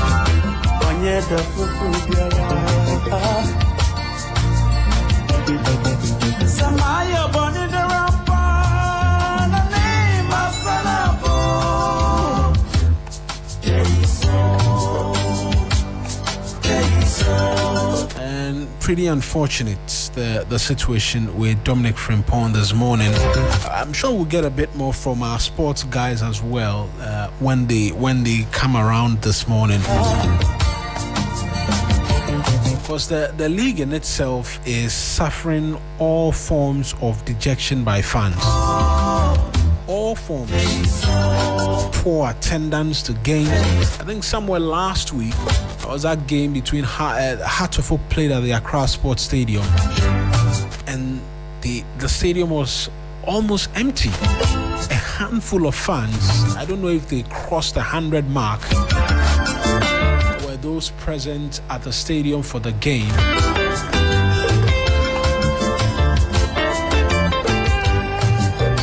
Kokwa United has decided to pull out of the league, and so they are no longer playing because of certain decisions taken via boardrooms.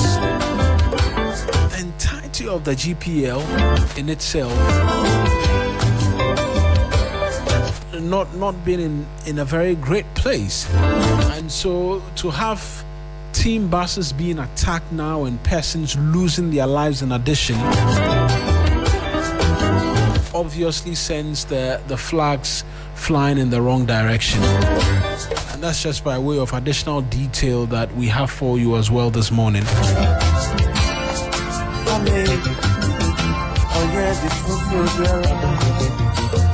So that's just by the way, not by the way because it's unfortunate, but also in terms of details from other quarters. But we're still talking oil and fuel prices, closely linked to what all of this means for our pocket, right?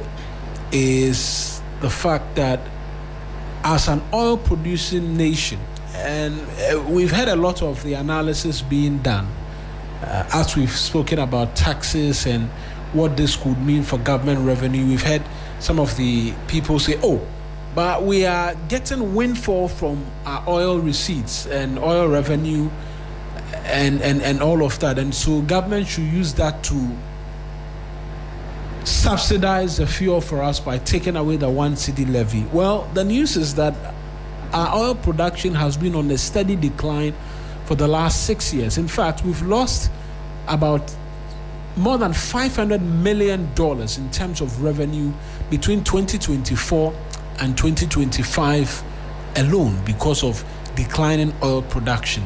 And we hear the details from PIAC every now and then, but perhaps there are questions that need to be asked of decision making.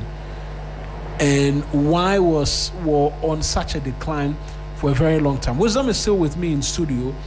He's been going through the report. We've been going through it. But what have we found, having poured through it a bit more extensively as well, beyond the headlines that we've been on a 6-year steady decline? So Mawuena, it's very true, and what you said, it begs the question whether, as a country, we have actually positioned ourselves well for success.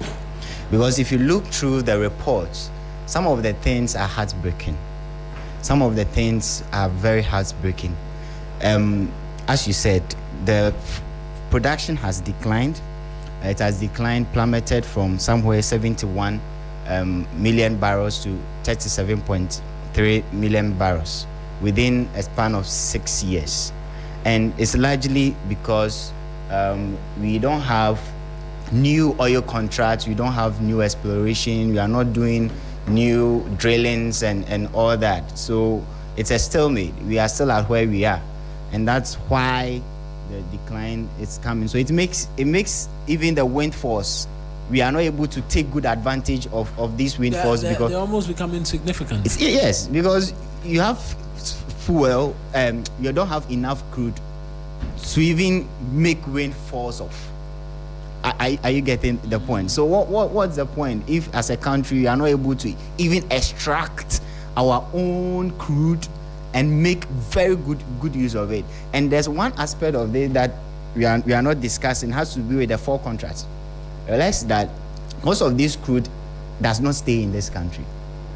I actually had a conversation with Combat, Tema Oil Refinery's boss, and he was making comments that they will start processing Ghana's crude. So I mean, for a very long time, our own crude is not being processed by our own refineries. Tema Oil Refinery has to go outside to outsource external crude to refine, while we sell our internally mined crude from our Jubilee and 10 fields.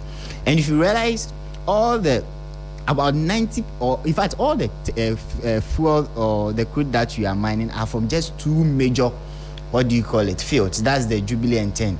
You ask yourself, what is happening to ANI? You see, so it's about time we sit down and look at the structural issues. Mawuena, that's not all. There are a lot of regulatory and inconsistencies when it comes to the management of even the funds that come from this crude oil. So let me run you through some of them, right? So let's start with the decline. I've mentioned that already. So realize that from 2019 coming, we have about 71.44 million barrels. Now we are around 37.3 million barrels. That's just by that way. But there is this risk. The risk is that only 2 oil fields now carry the entire revenue burden.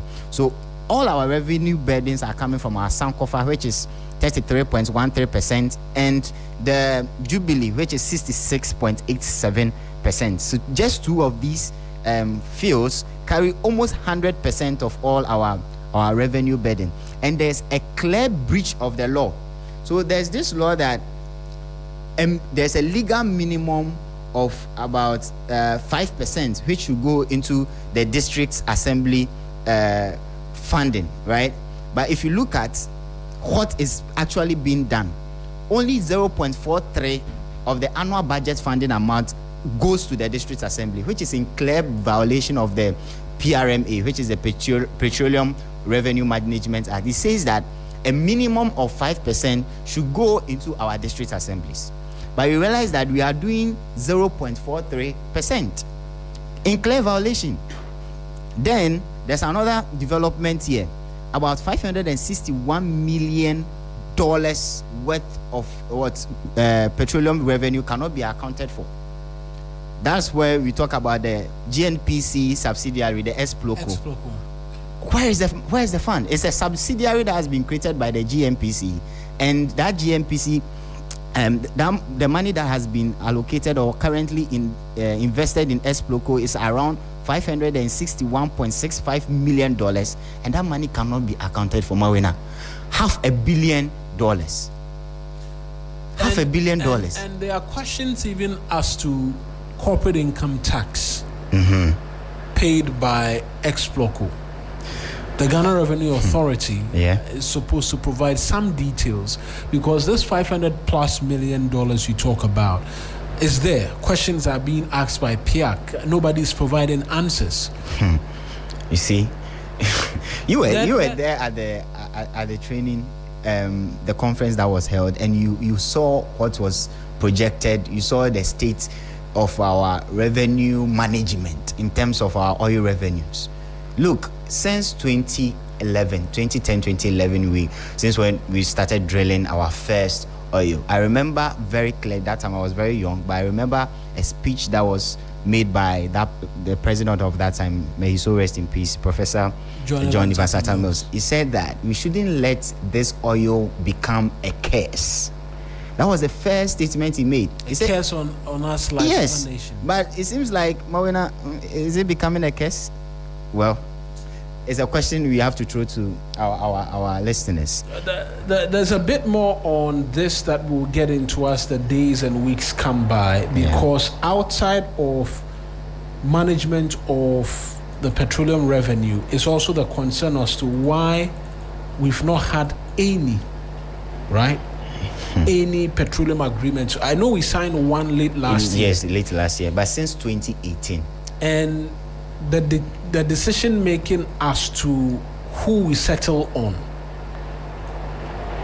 and all of that, there are questions about expertise and whatnot in terms of, because the 10 fields, for instance, there's oil there, but in terms of expertise to be able to bring it out, that's a problem. There's a challenge in that regard as well. And so in terms of the entire technical makeup, are people able to understand the geology of the places? And it's a very technical conversation, which a lot of people... But let me just chip this one in. You realize that when this current administration came, they've changed the PRMA Act. They've amended it.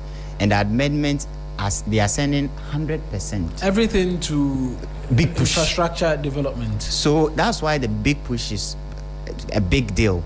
When you're talking about the management of our petroleum, we are taking almost all our 5% will surely go to the district assembly still, but about 95% is going to big push. That's why there have to be a probe, right? We have to hold the government by his words, by his projects outlines and all that timelines, because we are not getting any what do you call a spillover effect from our there will be spillover effect when it comes to after the construction of these roads, right?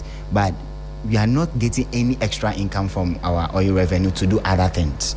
We are using everything for big push currently.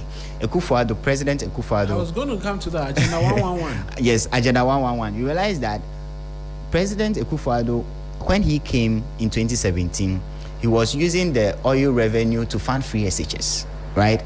But in 2019, he changed that and brought in Agenda 111. So he took some, in fact, a chunk of the money that was used to fund free SHS and diverted it into Agenda 111. That's why the budget credibility for free SHS was less than 51% as at 2023. So they were not getting enough money to even fund the program because it was diverted into what? Agenda 111. So it is about, as I said, we are always responsive.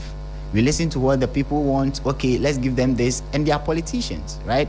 They just want to gain the power, get the votes from the populace. So anything that they will do that will make them look good, they will do it.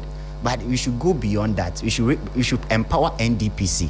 Okay, have a long-term strategic plan that this is what you are doing with our revenues. This is what we want to achieve, and we make sure that we follow through to the end, Mawuena. Absolutely, and we'll get a bit more in terms of this subsequently. But Billy Shan is here. He's about to do sport. Dominic Frimpong, truly tragic. The details that we're learning of this morning. How did it all happen? Do we have a sense of idea as to what his final hours were like, having suffered gunshot wounds and all of that? Yeah, Brekum Chelsea were returning from a Ghana Premier League game, and they were at Ashreso when armed robbers attacked them. From the description that a source gave me, they were first fired at. The driver started reversing, but they had blocked the road. And so upon the realization, a lot of the players got down and then started running in different directions. But the robbers filled up their cartridges and fired again in multiple directions. A lot of the boys, since they were running in different directions, of course, they went to hide as quickly as possible. But unfortunately, Dominic Frimpong was hit by it. It happened, it was explained to me that it happened really fast. They didn't realize that he was hit until it was a bit too late, and police had arrived on the scene to have a look. And when they rushed him to the hospital, he was pronounced dead. I'm told he was personally trained by former Black Stars player Gordon Atram, and he's quite sad about the incident. And we are all sad.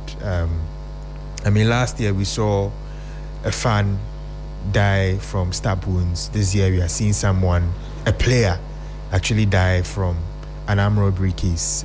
For a league that is suffering all sorts, yeah, in terms of publicity, a lack of interest by fans, and player welfare concerns, and having to lose again a footballer, it doesn't give us a good look. Yeah, it does not at all. It really doesn't. Security has to be called into question. How are they making sure that these clubs who move from one place to the other are safe? I feel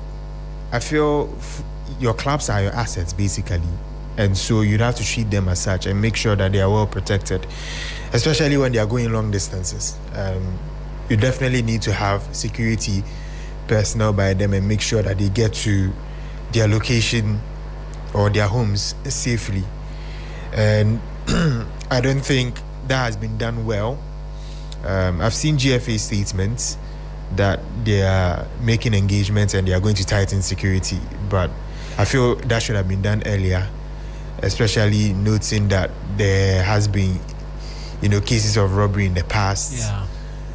I feel it shouldn't have gotten to this for, the action to be really taken. It's a really, really sad situation. Sad for us all. I've seen clubs like Mediama, Kotoko and the rest, or sending their messages, and it's really, really sad. 20-year-old. Yeah, 20-year-old, yeah. It's unfortunate. But Bill is here, he'll do sports for us. We'll be back afterwards with a bit more for you here on the 3FM Sunrise.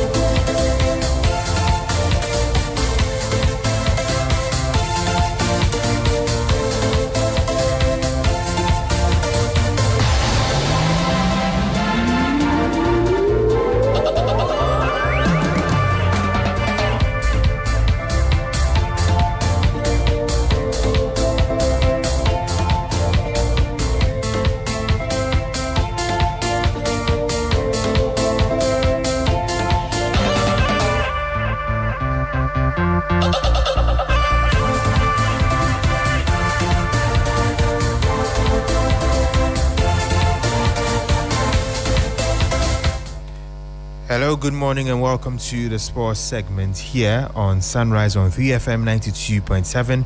My name is Bill Ishen. We start off with some rather unfortunate news because Brekum Chelsea's winger Dominic Frimpong has tragically passed away following an armed robbery attack on the team after their Ghana Premier League match against the FC Salmatex.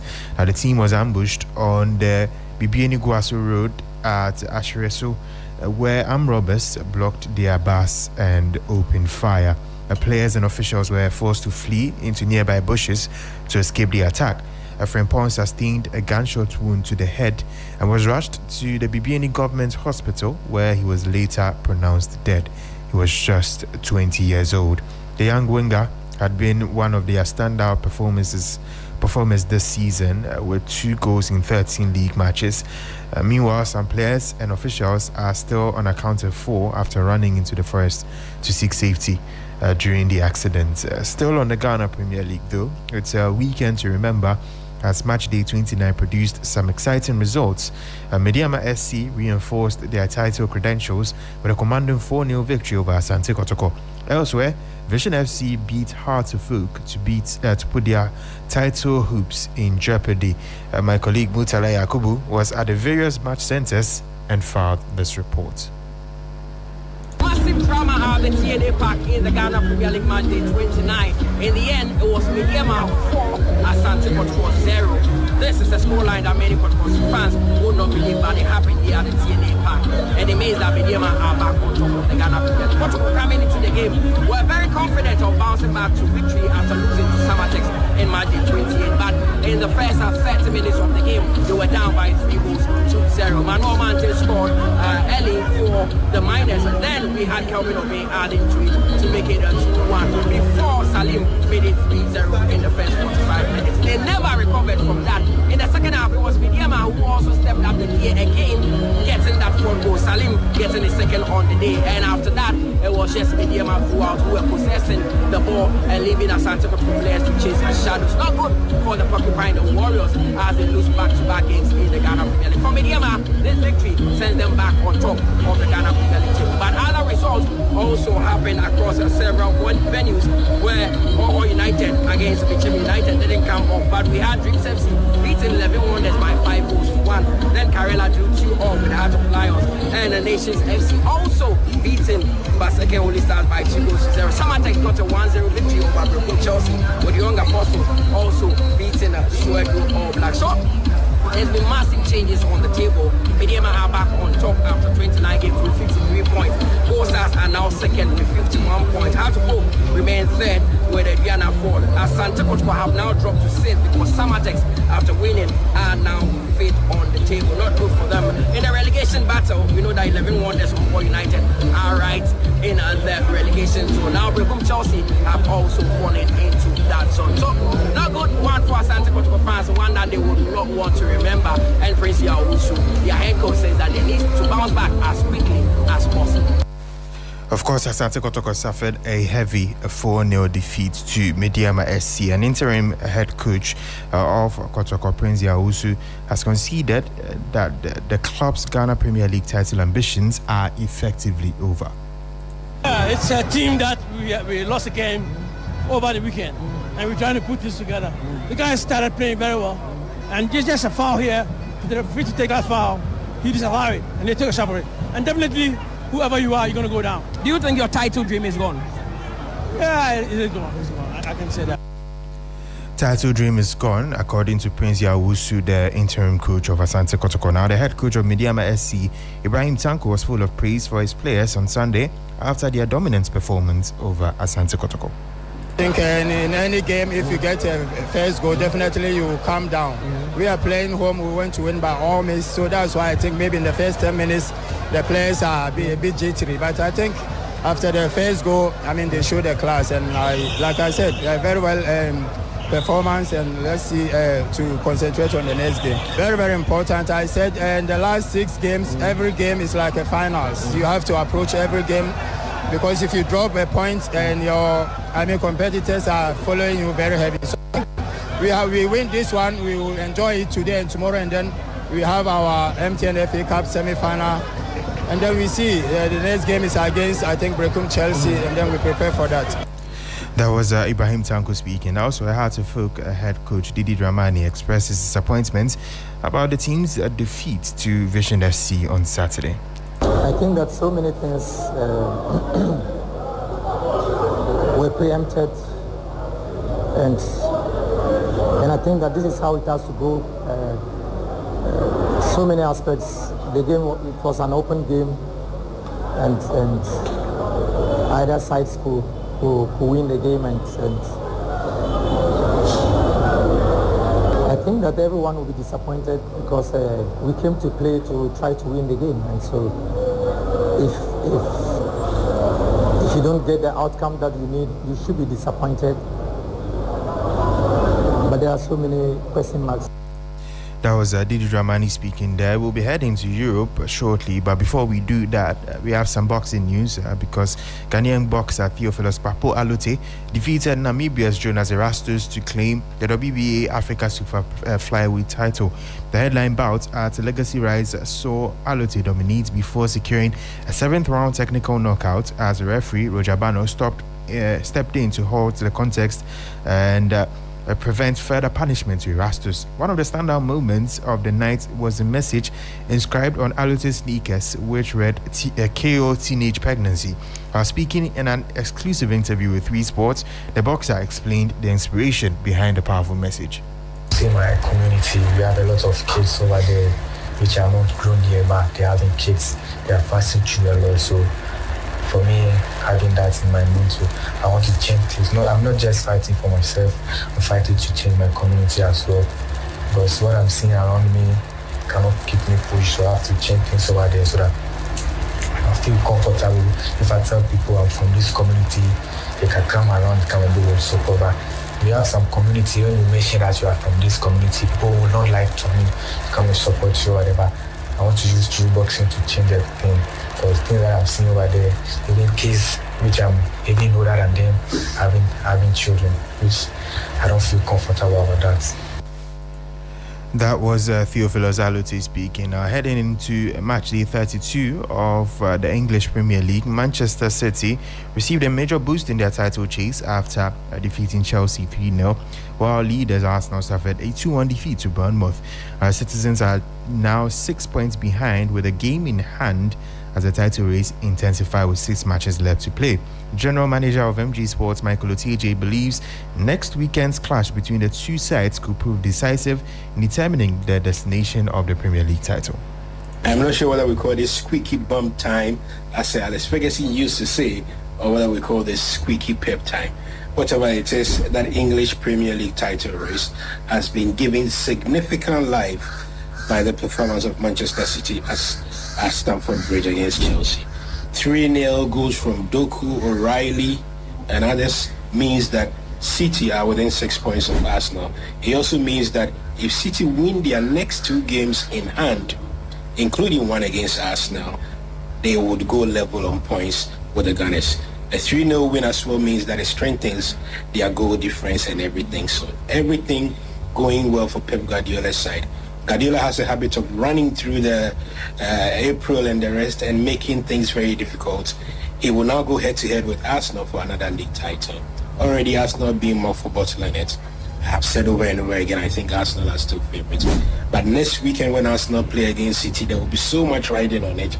Any slip-up by the Gunners and City will be heading for the home straight. The matches remaining for the two sides are a bit complex. Arsenal have a few tough games to deal with. They have Newcastle, they have Crystal Palace, City themselves have Palace, and they have one more to come.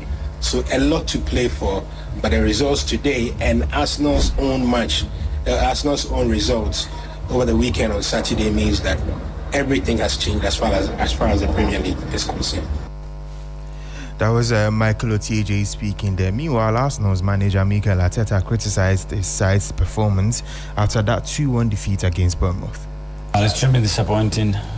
It's a big punch on the face. That's what I said to the boys. And now it's about how we react to that. Because game on is going to require now a bigger space, a lot of fight, and very clear how we're going to approach that. There's no gray areas. We are in, we are out. and we need to be very, very, very strong and determined to approach it in a different way that we done today, especially when the game wasn't going our way. That was Mikel Arteta speaking. Now, Pep Guardiola was highly complimentary of his team's second half display while remaining heavily focused on the title race. We were underdogs. It's perfect. Spirit feel it, they know it. Now it will be a little bit different. That is a mindset we have to work with Arsenal and our fans. You have to know that, to respect incredible the team that created Arsenal in the last 2-3 years. But football is like that. You are able to have 49 games, lost 3 games. In the last 4, they lost 3 games. So tell me a reason why. But that is this business. So you pretend you are in control. You pretend that, and I talk for myself. I know how difficult. Always the warning has to be there. So always have the long week. We are going to train good, to prepare good. I know it will be more difficult because I know perfectly the manager. I know how good he's adjusting things, and but in the same time we play at home with our people, and people are proud of us again. That was Pep Guardiola speaking. In Italy, Inter Milan put one hand on the Serie A title on Sunday after coming back from 2 goals down to win 4-3 in a thrilling match at Como to move 9 points clear of Napoli, who could only draw 1-1 with Parma. Also in Spain, Lamine Yamal set up 2 goals and scored another as Barcelona took a significant step towards defending the La Liga title with a 4-1 derby win over Espanyol on Saturday. Ferran Torres netted twice, with Yamal and Marcus Rashford finding the net later on as the Catalans moved 9 points clear of second-place rivals Real Madrid. In tennis, Jannik Sinner returned to top spot in the world for the first time since early November after a 7-6, 7-5, 6-3 Monte Carlo Masters final victory over defending champion and world number 1 Carlos Alcaraz. The Monaco decider was the first meeting of the top 2 in the world since Sinner won in straight sets in the final of the ATP Championship last November. In a tense and tight match with plenty of big shots, both players struggled with the windy conditions, which added an element of unpredictability to proceedings and led to 83 unforced errors between the pair. The win gives the 24-year-old Italian his 3rd Masters 1000 title of the year, having already triumphed at Indian Wells and Miami, and extends his winning run in Masters Series events to 22 matches. And that's it for the sports segment here on Sunrise on 3FM 92.7. My name is Bill Ishen. We'll see you same time tomorrow with some updates in the UEFA Champions League and a lot more coming your way as well.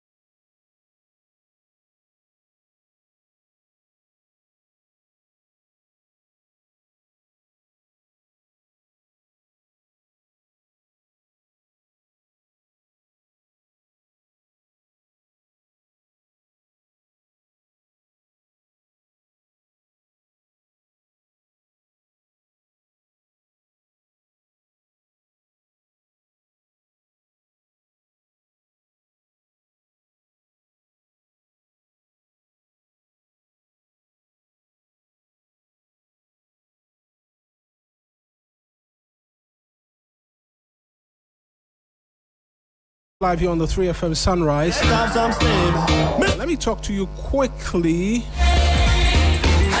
about First Heights Hotel. You should be booking there because we focus on three things: peace, people, and quality. It's a serene escape with legendary services and world-class comfort. We're not just a hotel, we're your home for tranquility. Call us 050-335-9598 or 0303-989-737. In that same vein, we should be booking First HR Heights because we don't just provide a room, we provide a reset. Our guests tell us they feel an immediate sense of peace the moment they walk in, a rare kind of assurance that lets their tensions just melt away.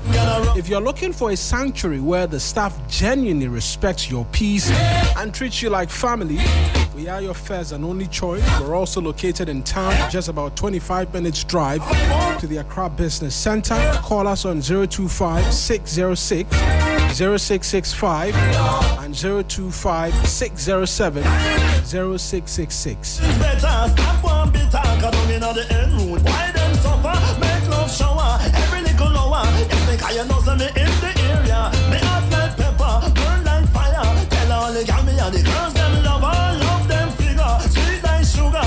You know, so me have the flavor, so me say come get around. Now me say come get around. Now me say come get around. Now me say come get around and follow my sound. Me say come get around.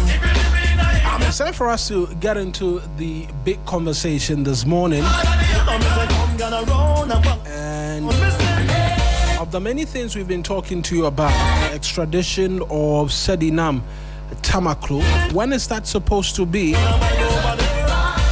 Back and forth as to the anti-LGBTQ plus bill and the fuel. Government's cushioning amidst potential revenue losses. Tightrope to walk. How should that be approached? Let's get into all of that right now here for you on the 3FM Sunrise. The big conversation on 3FM Sunrise.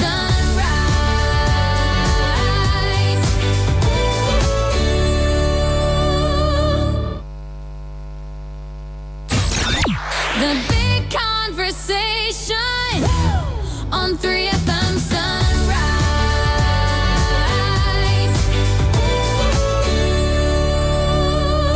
8:20.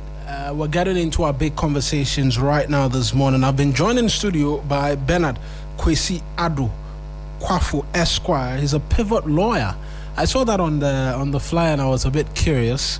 He'll tell us a bit more about that shortly as well. Then there's Raymond Tamaklo, who's a member of the government communications team and the NDC, which is the ruling party. We'll also be joined in studio pretty shortly by Austin Bracco Powers, who's a private legal practitioner as well, who will join us in the studio for the conversation. But we're going to start off from Sedinam Tamaklo and a bit more in terms of the details as we've got since the U.S. District Court okayed her extradition to the jurisdiction. We know that the court says it has jurisdiction to conduct extradition proceedings. The court had taken personal jurisdiction over Sedinam Tamaklo, and the extradition treaty between the U.S. and Ghana is in force. Of the many things which was considered was the fact that indeed she had been convicted to up to 10 years after she left the jurisdiction in 2021 in search of medical treatment in the United States. She didn't return to the jurisdiction.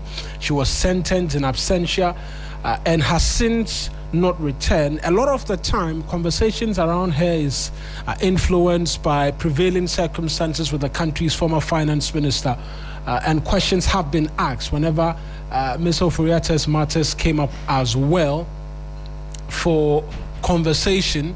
But for now, we know that she is bound to make a return to the jurisdiction as we speak, following that okay from the U.S. District Court. I'm going to bring in the guests right now, and I'll start off with Bernard Kwesi Adukwafu Esquire. And good morning to all of you to start off with right now.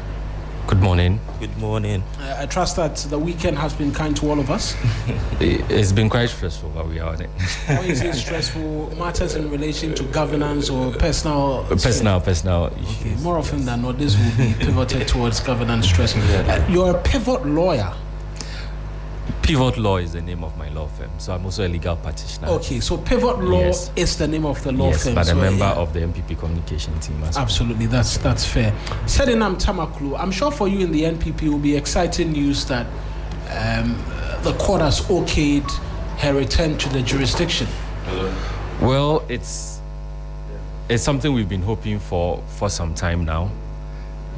We have had laws and some relationship with the US in terms of this. In fact, the whole extradition thing is something which we received from our colonial masters over there so many years ago. Even though there has been criticisms against the law, because even the UK that signed that treaty are themselves, they've excluded themselves from that treaty since the 1970s. However, we have enacted it into law as part of our extradition laws, and so it's always a part of it. Even surprisingly, this year, about a year ago, we've had 9 people being extradited into the US. And the saddest thing is that we have not had the same thing from the US side. Not even one person has been extradited to Ghana from the US to face any charges or punishment. However, that is what the law is, and so we choose to go with that. That is what the law is, and we choose to go with that. But in terms of the outcome, it's been something that has been longed for a very long time. At some point in time, there was criticism as to the NPP for failing to have taken these steps to have a return to the jurisdiction. And in my preamble, I mentioned how this is closely tied more often than not to the former finance minister whenever conversations come in relation to him. Would you say this is good riddance? That yes, you couldn't do it, and you've criticized the NDC whenever they've brought up Uforiata. They are seeking to walk that talk, and by extension, they will say you should walk the talk in urging on your former finance minister to also return to the jurisdiction. I think that we should be careful not to mix the matters because they are two separate issues. Sedinam was tried here in Ghana. She was tried here, and she was convicted. And it is based on this conviction that an extradition treaty, we relied on an extradition treaty to get her back into this country. But that of the former minister, yes, there has been charges which have been leveled against him, but those charges have not been tried and he's not been convicted. Moreover, the issue that he was dealing with was declined in terms of the government never took the steps to get him extradited here. What he was facing was more with immigration and customs issues, and not with issues where there had been a conviction and so she was expected to be extradited into the country. If you look at it, before the US even will take steps to extradite someone, they must first of all assume that jurisdiction. They must also look into it whether indeed a valid treaty exists between the two nations. They must also know whether the offense satisfies the dual nature of it. That is, it's an offense both in the US and also in Ghana. And so these are things that we have to go through before you can look at the extradition. But that of the former Minister of Finance isn't the same as this. So the two cannot be compared. The two cannot be compared. Yes. Right. Let me bring in Tamaklu as well. Another Tamaklu. We're talking about Tamaklu. For you in the NDC, would you say job well done? She's yet to return to the jurisdiction, but the U.S. District Court has okayed her extradition to the jurisdiction to answer for the conviction and to serve 10 years in jail. Okay, thank you very much. Good morning to you. Good morning to my colleague on the panel, and good morning to our cherished listeners and viewers. And so, for me, as a spokesperson for the government, and the government itself at large, is pleased by the news that a court has okayed the pursuit of Sedina Tamaklo to be extradited back to Ghana to come and face jail term. Indeed, in the run-up to the 2024 elections, one of the major planks of our campaign was to come and pursue accountability and transparency, and where government actors and government public officials, act contrary to the dictates of their office and of the Constitution, they shall be penalized according to law. And so we are pleased by that. I have also been listening to my colleague talking about the extradition treaty and all of that, how it has been inherited. I don't think that there is any issue in terms of the extradition arrangement between Ghana and the US, despite the fact that there's a treaty that has been inherited from colonial masters. The fact of the matter is that our Constitution, gives way for ratification of laws, and so had the law been bad, I am sure Parliament is well endowed with the power and the authority to have invalidated the treaty. But because we thought that it is good law that we can practice, it has been ratified, and so there is no concern over that. Also, with the issue that has to do with the fact that the extradition over the period has been 1 week. The truth of the matter also is that in every extradition case, it is peculiar. The matters are not the same. They are distinct. And so at all times, the courts will look at the peculiar nature of the matter before it to make a determination as to whether or not an individual is to be extradited. And so in our case, today, Abu Trika is before the courts, and the court has said that there is a prima facie case that has been established against him, and that he has a case to answer in the US. He does not necessarily need to be prosecuted or announced or declared, as convicted or guilty for him to be extradited. So that point must also be made. So for me, I think that it is good news. And also, in the pursuit of Ken Ofori-Atta, the usual rebuttal from the MPP continues to be that, why are we pursuing Ken Ofori-Atta and not Sedina Tamaklo? The Attorney General has been persistent on the matter that they are pursuing also the issue of Sedina Tamaklo, and that in due course she will be extradited. And that is what has happened. And so you can see that this is a government that is committed to ensuring that accountability is exerted. Even though Sedina Tamaklo served in the erstwhile NDC administration between the periods of 2013 and 2016, today she has been extradited. But I must also be quick to add that even though the court has declared that she should be extradited, it is not automatic. It is also subject to approval, executive or administrative approval. And so the Secretary of State must approve or state whether or not they agree that she must be extradited. Then also, secondly, she is entitled as an individual to appeals. And so she can make an appeal. And then there must be there is also the opportunity for habeas corpus application, whether or not the authorities that have held her has the legal authority to, in fact, hold her as a prisoner.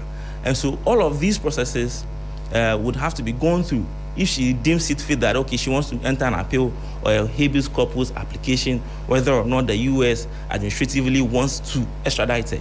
But to the pursuit of her extradition, what we can do as of yet to show that indeed we are after accountability, we have done. And the courts have said that she should be extradited. That point must be made. Also, Ken Ofori-Atta does not need to be prosecuted in absentia and declared as guilty before we pursue his extradition back to Ghana, where the court of the US makes a determination that indeed he has committed certain offenses, where they have made a determination that the pursuit of Ken Ofori-Atta is not politically inspired. and that it is purely on matters of law and on the account of his service to the nation in his capacity at the time as finance minister. It is solely on these bases that the courts would make a pronouncement whether or not Ken Ofori-Atta should be extradited. And so, as to the question of whether or not there has already been a pronouncement in our Ghanaian courts, it is irrelevant entirely to the pursuit of Ken Ofori-Atta in the US to be extradited back to Ghana. And so this is indicative of enough of our commitment, the political will to make sure that we pursue accountability.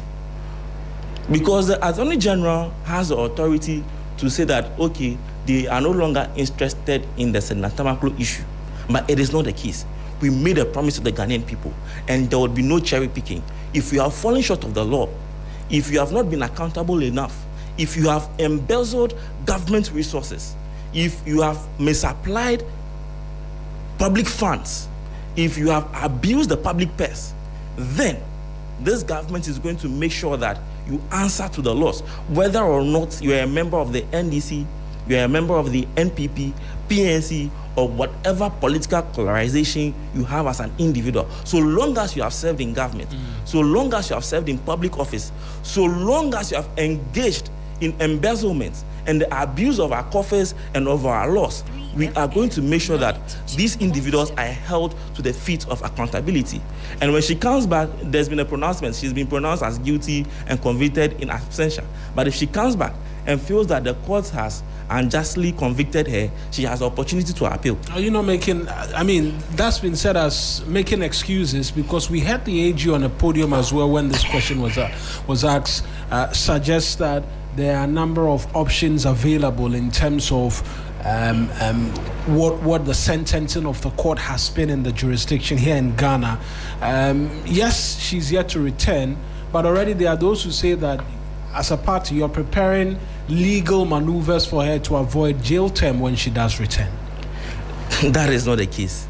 And what would be the reason, okay, that necessitates that narrative that we are going to create legal maneuvers for her not to be sentenced? A court of competent jurisdiction has pronounced her as guilty and has sentenced her to a 10-year jail time with hard labor. What maneuver? Not even the president can say in a case where a person has been convicted by a court of competent jurisdiction to not serve a term. But it is also within our legal, our laws and our legal frameworks that where an individual feels not as satisfied by the outcome of a judicial process or pronouncement in court, that individual has that legal right to go for an appeal. And so what would be the correlation between an individual's personal right to enter an appeal and any perception that the government wants to maneuver its ways? It is not the case. And at all times, we must stick to the substance and the facts of the issues. Absolutely. Yes, and so if she comes and she thinks that she wants to go into an appeal and that her prosecution in absentia was not fair enough to her, she is allowed within the legal framework. And we should not play political hide and seek with the matter. Right, let me come back to you, Bernard. In terms of the outcome, as we've seen it from the court, obviously Raymond has mentioned possibilities as to things that can happen, even in the US, right? So the district court saying that it is okay or giving or granting approval that the basis upon which a request is being put in to have it extradited is good enough. There are still legal remedies to Sedinam Tamaklo to pursue in wanting to return to the jurisdiction. What's the position of the NPP in relation to all of this? Absolutely, that is the law, and it's rather surprising that on one length, you know, they speak about Ken Ofori-Atta, who also have gone through that due process. In fact, in the Ken Ofori-Atta's case, the court itself, the judge stated that it didn't have any documents for an extradition before it. This was as at February 19th. When the case was pronounced. They hadn't filed anything as such. And so based on that, I mean, the Ken Ofori-Attah's case was, set aside in terms of the extradition. He was granted bail. The extradition has not been set aside. Yes. It's just been granted but bail. There is no document as such before the court. There's no document of extradition before the court, which was stated by the judge in granting that bail. So the factors are different. And aside that, they have procedures, as my brother was saying. Those procedures have to be exhausted. But when we look at Sedinam Tamaklo's case, yes, the NDC is making the case for these procedures. But we see that there have been instances where we don't see the will from the government to prosecute people who are within its ranks. And there are so many cases that we can make accession to, that even when this government came, some people who were facing trials in the courts have all been, a nollie prosequi has been entered in for all of them, right, to be set aside. Even our current finance minister's issue is one of those things. So there is no will from the government. And so we can say that from their end, some of these things they are saying, yes, though that is the procedure of the law, but it's just excuses they are making up, because the will to prosecute their own is not there. You don't think on the finance minister bit, I think the AG was seeking to file an appeal of the no case by the Court of Appeal in relation to the matter, and this current Attorney General said he wasn't going to pursue that option. You are using that as a basis to say that there's no will? No, that is just one. That is just one of many cases which have happened in the previous government. Whilst a number of people were facing issues within, with the courts, all those issues have been set aside. And the government is not willing to pursue. So if the government says that it's willing to pursue this one, let us see how it will go. But for me, and from the position of the MPP, we see that these are just, the government itself has begun making excuses for her. And so the will is not there. When you say excuses, what do you mean? Some of the excuses are the due processes that they speak to be talking about. These should not be stemming from the government's communication. This should be coming from her own private dealings in terms of her ability to appeal and all that. But all these are being cited because they know that that is how it is going to go. Legal proceeding and government's excuse. Where does it tally? Because you, in one breath, you've mentioned that these same things should be accorded the former finance minister who is going through the entire legal process, and you say that is a defense by the current administration as well for Madam Tamaklo. Yes. So with that of the former minister, in fact, the government that is pushing for his extradition they are also aware of these procedures. Yet, how do they make it look? Even as at the time he was in court, when they were pushing for the extradition, there was no formal document as to that. And so no court was going to extradite him when there is no formal extradition order. How did they expect the court to take such a decision? Yet the government's position is that he should be extradited to come and face charges. Whilst the government is aware of the procedure which should go through and the rights that accord him to be able to also challenge it at all states, even in the US, and when he comes to Ghana. So then where is the government making that distinction? Because if you know all these processes are available, and so they are available to Sedinam Tamaklo, why not available to the former finance minister? Well, that's a question being asked, and the extradition request not being present when bail conditions were being considered for the former finance minister. It came off as an indictment of some sort because that appears to be top on the list for a lot of Ghanaians if you want to compare it to Sedinam Tamaklo. And yet, we didn't have extradition processes served on the court, which is considering Ken Ofori-Attah's possible deportation to the country. My brother, you see, the points must be made. My good brother over here appears to be a very decent person. I saw the flyer. He said he is a lawyer, or that was the description at least given to him. He's a partner. Are you not a partner at a law firm? He is in fact a partner.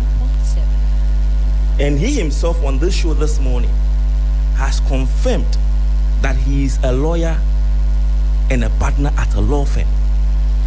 And so it beats my mind how he is so disingenuous to the legal conversation we are having on this platform. And because tell me how the legal options that is available to a person who is a subject of a legal proceeding, such an individual whose right it is or who the laws have afforded in various regards to protect their rights, how does that correlate in any way, shape, or form? Or how does anyone come to the conclusion that if such an individual or that individual takes those steps, it means that the government is protecting such a person? I don't understand. I am finding it very difficult to understand. And it is leading me to question his credentials as a lawyer. Honestly. See, let's be very, hold on. So you see, it is two things.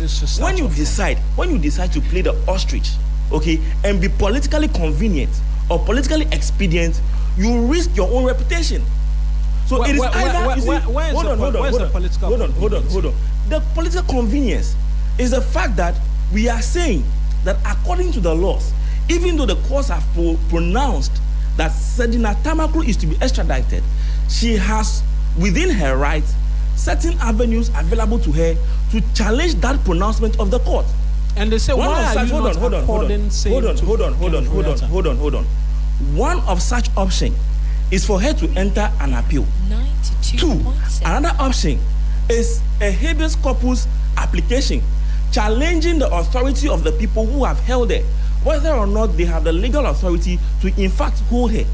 3, the pronouncement of the court is subject to administrative and executive approval.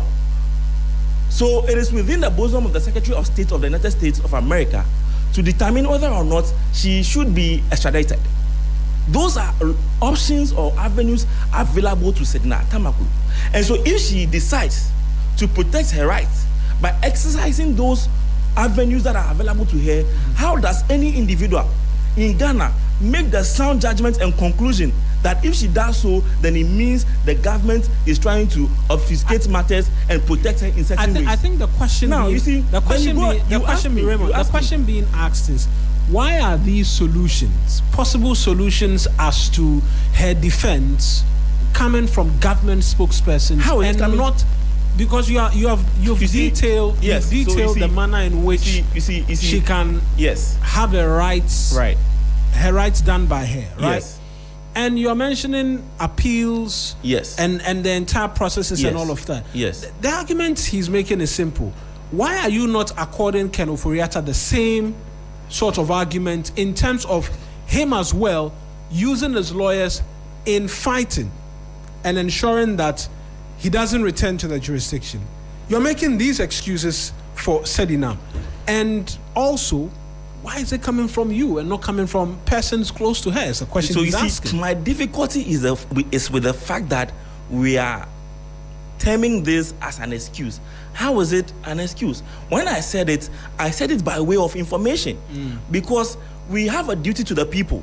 So it is not enough to come and sit here and say that the court has made a pronouncement that Sedina Tamaklu should be extradited. And so I am adding more context that even though the court has made a pronouncement, these are the procedures in the US. Absolutely. And so this is by way of information and education, and not necessarily a government excuse or position. I don't know if you understand it, because even though we come to sit here as government spokesperson or people speaking on behalf of the party, we have extra responsibility to educate the people where we have the opportunity to. Absolutely. And so when I come and I sit here and I say that she should be extradited, I must also be quick to add that, okay, even though the court has made a pronouncement, it is not definite and automatic, because there are extra procedures that can be exhausted by the individual in question. And there are administrative and executive, powers that would have to agree whether or not, in fact, she should be extradited. So how do we say that this is a government excuse? And then secondly, you are asking me, why are we not according these privileges or rights to the former finance minister? Is it within the domain of the government of the Republic of Ghana to make a pronouncement or make a decision or a determination that a habeas corpus application should be entered into by Ken Ofori-Atta. If he so wishes to do so, he will do it. If he wants to enter an appeal, if he is found, if a case is found against him and he is extradited, or the court makes a pronouncement, if he so wishes to enter an appeal, he can enter an appeal. If he so wishes to file for a habeas corpus application, he can do so. If the Secretary of State says that he should not be extradited, they can make such a pronouncement. It is not within our remit as the Republic of Ghana or the government of the Republic of Ghana or members of the opposition in Ghana to say that Ken Ofori-Atta, do not come because this is available to you or this is not available to you. How is that? And so I am struggling to see the correlation. How do we say that this legal solutions or avenues that are afforded or accorded to persons or parties to an application in the court of law then metamorphoses to mean that government in the Republic of Ghana is looking for excuses? Speak to me on the Ken Ofori-Atta bit. Why he as well going through same legal processes then becomes a challenge and you continue to ask. It is not a challenge for us. But the point we are making is very simple. They have continued to make the point that Ken Ofori-Atta is not guilty. They have continued to make the point that Ken Ofori-Atta has given an honest account of himself in the role as finance minister. And so we are all pursuing accountability as a country. One of the major issues that the Ghanaian people concern themselves with today is accountability and aura. And so there is a consensus around the table saying that let's exact accountability from public actors and officials. And so if you are very confident within yourself that you've given the people of Ghana a good account of yourself in office, just come and render that account to us. That is not too hard to ask. Why are you fighting this? To the point where you ridicule yourself so much so that they hold you in detention facilities in the US. Just come to Ghana, sleep in your own bed, and have your day in court. It is not a case that when you come to Ghana, immediately you are going to be pronounced as guilty and then sentenced to a prison term. No, it is not the case. You would have your freedom afforded by the Constitution of the Republic of Ghana to make your case. And where you are found to not have engaged in any criminality, the court will clear and acquit you, as it was done in the case of former Deputy Finance Minister Ato Forson. So how is that any difficulty? And I was listening to him saying that when we came to office, immediately we entered an oral prosecutor for Ato Forson. Christ Lord, are you in this country? A court of competent jurisdiction cleared and acquitted him. He was cleared of all charges. Are you not in this country? And so how is it the case that it was the NDC that came to office to clear him? It is not the case. He was cleared by the court itself. He did not flee the shores of Ghana. He stayed in this country and answered the questions in court, and he was cleared. And so under the MPP, we knew how you were pursuing accountability. We knew how you were pursuing former government appointees. And so if he could stay and answer questions in court and be acquitted and cleared by the court, and today he's serving as finance minister, what is so different that Ken Ofori-Atta cannot be subjected to the same rigorousness of the law? Why is he running away? Right, so let me just respond to what my brother is saying. First of all, Ken is not guilty because he has not been proven guilty by any competent court. Let's get that right. Nobody say he's guilty. Yes. And so whatever accountability is there to be rendered would be. But the same reason that took Sedinam Tamaklo out of the jurisdiction is the same reason that is keeping Ken out of the jurisdiction. And that is on medical grounds. But does it not surprise us that the NDC seems to speak and educate the public on the availability or the remedies that are available to, Sedinam Tamaklo? Yet when it comes to that of Ken Ofori-Atta, that education that should go to Ghanaians is not there. We are saying that the will is not there. And he mentioned of the case. We know the case of Dr. Stephen Okuni. We know the case. We know the case of Dr. Joseph Esiama. We know the case of Samuel Ofosu-Ampofo. All these are cases which shows that the political will is not there. And so if the NDC is saying that this time they want to go through with it, we are hoping to see that. But they shouldn't, on one breath, be trying to educate the public by giving the public information on what are the steps which are available for her, which will invariably delay the whole process. That shows that the will is not there. And so the same thing can be done for Ken Ofori-Atta, to also educate the public, to let them know that these are the rights which are also available to Ken Ofori-Atta if it is by way of education. Then let the public know so that if that process is not happening, it is not that he is invading or he's not trying to be accountable, but he's also exhausting all the legal remedies which are available to him. And that is the point we are making. You see, I have said that my brother over here this morning stands the risk of running down his own reputation as a lawyer, a partner at that. But the when point he continues, he makes is valid, when he continues to engage in this deliberate dishonesty and obfuscation of the facts of the matter, that must be made. And so if he continues on this politically convenient tangent, then he runs the risk of running down his own reputation. Because why are we comparing apples and mangoes? In the case of Ken Ofori-Atta, no pronouncement has been made. The substantive matter is still before the court. And so why should we even jump to the conclusion to come and say that these are the avenues or the remedial avenues that are available to him when the substantive matter has not been dealt with? The substantive matter is still before the court. It can so come that the court will make a pronouncement that there is no matter for Ken Ofori-Atta to come and answer in Ghana, and for this reason, extradition would not be done, or there will be no pronouncement in respect of the extradition request that we have made. In that case, what happens? So why do you seek to jump ahead of the gun and draw these kinds of unfounded comparisons? In the case of Sedina Tamaklo, there is a definite pronouncement by the court.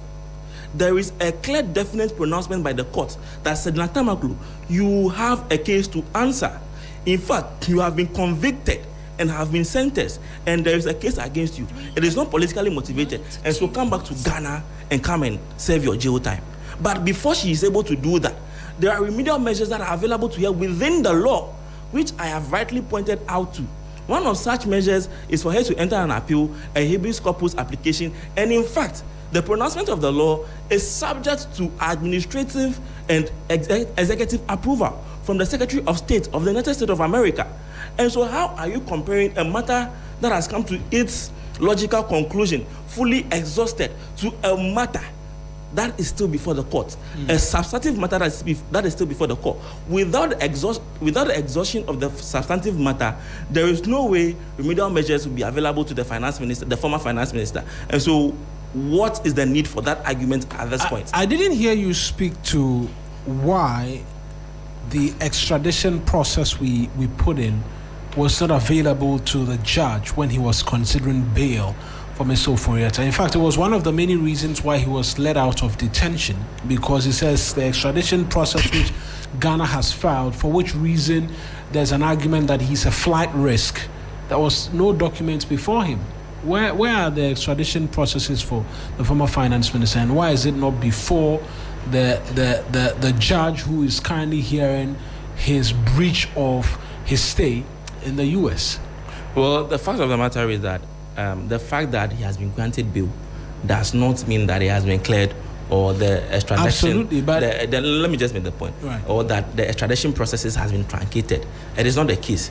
If the pronouncement has been made that there is not enough evidence or facts before the court, it only means that the attorneys or the lawyers who are in pursuit of this extradition have more work to do to submit. And in fact, we are in a spirited pursuit of this extradition, and I'm fully aware that new cases have been submitted, facts and evidence have been provided. In fact, there was an issue between the office of the special prosecutor and the attorney general, because when you are acting for and on behalf of the state, it is the attorney general that does that. But the original case of extradition was started or instituted by the OSP. And so I'm sure there had been some discrepancies. All of those have been corrected, and they are now in synchrony, and the extradition is in full force. We are pursuing it, and we are going to make sure that Ken Ofori-Atta comes back to the Republic of Ghana and renders an account of his office to the people of Ghana. That is not too much to ask. We have given you an entire coffers to manage the country's coffers. And we are asking that at the end of your tenure, how did you manage my resources? Just give me an account. And you want to evade the laws. You want to evade the people who have given you that power. And these are the very same people who want us to give them the opportunity in 2028 to come back and lose this country all the more, if they are so much averse to accountability. So where are we on the extradition? Do we know? Well, for what I can say is that they are still dealing with a substantive matter. And so the matter is still being argued in court. I don't know whether or not a new date has been set for subsequent arguments as of yet. But what I can fully tell you, what I can assure you and assure our listeners is that we are in a spirited pursuit of this extradition request, and we are going to make sure that it goes to its full, exhaustive conclusion. Right then. Maybe final word to you on that, and then we'll switch lanes to a different topic. All right. So my point is that if documents, the basic documents that should be served on him for the extradition process to even begin has not been served, how do we sit and compare that to Sedinam Tamaklo, who has been convicted and in fact her extradition order had been granted? It's the two is not in. We are only vilifying the former minister. Why do we even have to compare the two processes? Because it's not the same. So that is the point. Right. 2 minutes to the top of the hour here on the 3FM Sunrise. I'm in studio with Raymond Tamaklo and Bernard Kwesiado Kwafo Esquire. We're having conversations in relation to the extradition of former Maslok CEO Sedinam Tamaklo, who we understand the judge has okayed for her extradition, but like we know of, there will be processes and will have to be approved by the Secretary of State. We're going to switch lanes right now and get into some other matters, but we'll do that after this break, and then we talk anti-LGBTQ plus bill. Is the NDC changing its narrative on a law they so vehemently promised to pass? We get into that after this. Stay with us. Protect yourself from germs and bacteria.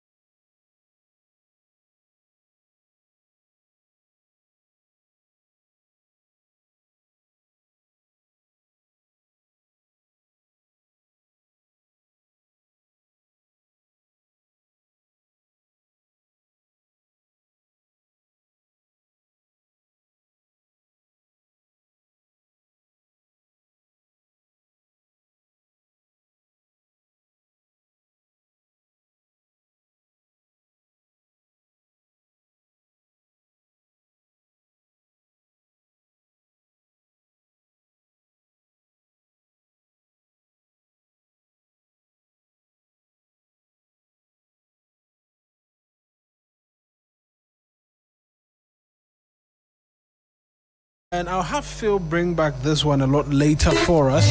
We're getting into the other leg of the conversation, right? On LGBTQ plus and what is an alternating position by the government, right?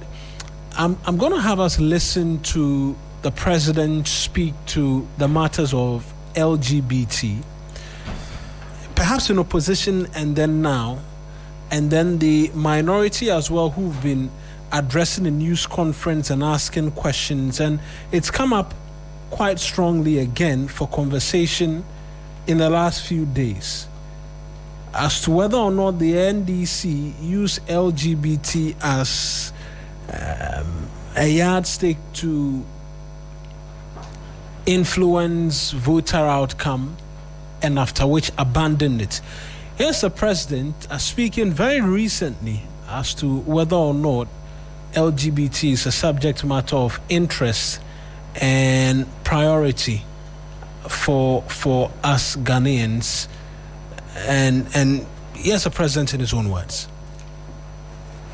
The issue of LGBTQ rights are emotive, and they are not completely settled in terms of their nuances and arguments, not only in Ghana but all over the world. Even in the United States, you still have discourse on LGBTQ rights. There are still 26 states in America that have legislation that restricts LGBTQ rights. And so for a country like Ghana, our democracy is playing out in respect to what those rights are. And let me point out that the bill in Parliament is not a government bill. It's not a government-sponsored bill. It's a private member's bill. And so Parliament owns that bill for now. And what the eventual nature of the bill would be, nobody can second-guess Parliament. And I, as President, cannot anticipate, Parliament in respect of that bill. But I believe that our democracy will work out. Memoranda are being accepted from all people of all walks of life. Civil society organizations are all presenting papers to Parliament. And I believe that our representatives, the representatives of the people, will make the will of Ghanaians reflect in whatever bill eventually comes out. And so I swore an oath to uphold the Constitution. And so the representatives of the people will discuss the bill, and once they pass it, then it comes up to the presidency. And the Constitution gives various pathways for dealing with it. If I object to the bill, I can send it back to the Parliament. If there are issues that need to be dealt with, we have the Council of State, which is a superior body. I can refer to the Council of State for advice. And so there are many issues that are still playing out.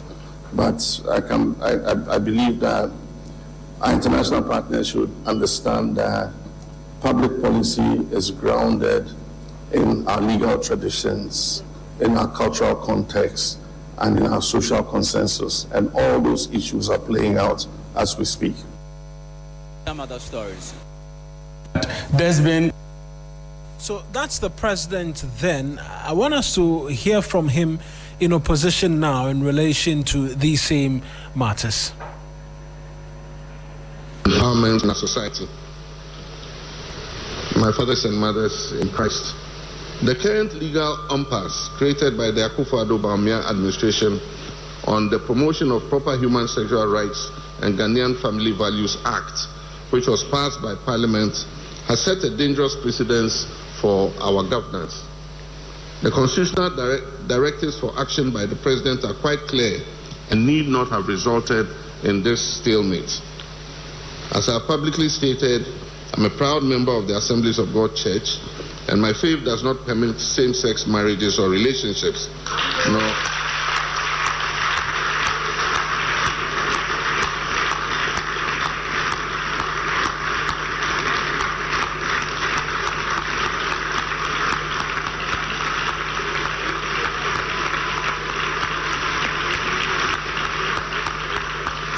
Thank you. My faith does not permit same-sex marriages or relationship, nor does it endorse human-animal relationships. Right. Or does it allow people to change their gender as they wish? This is a fundamental belief that I hold and is grounded in my faith.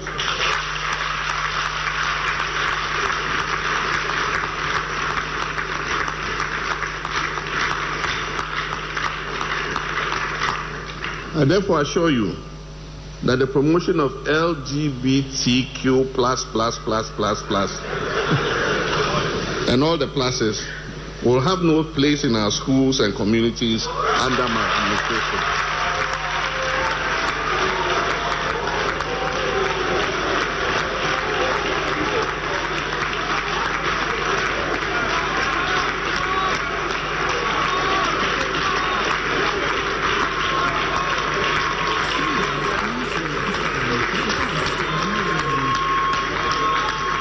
Thank you.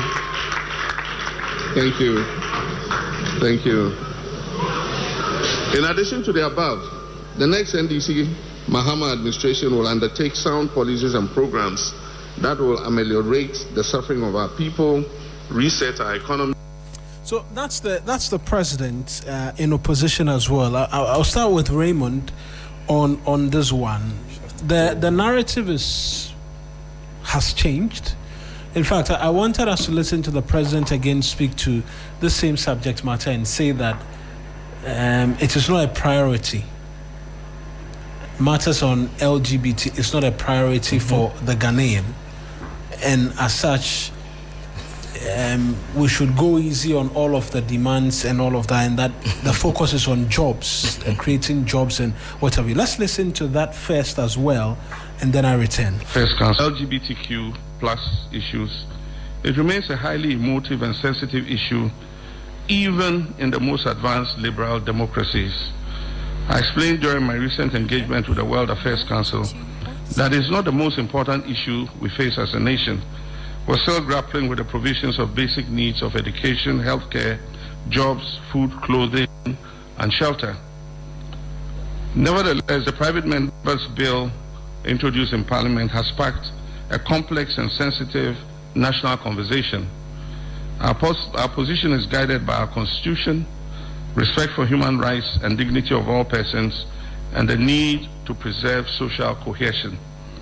While there are strong and differing views within our society, we believe that these issues must be addressed through democratic processes, our core values, dialogue, and the rule of law. I'm also mindful of reactions from our international partners, including the trade. These developments underscore the importance of continued engagement and mutual respect, and of situating our national decisions within our constitutional and cultural context. Ghana will continue to uphold its democratic values while engaging constructively with the LGBTQ plus issue. So that's the president. Why is it not a matter of importance or a priority to us now as compared to comments made during opposition?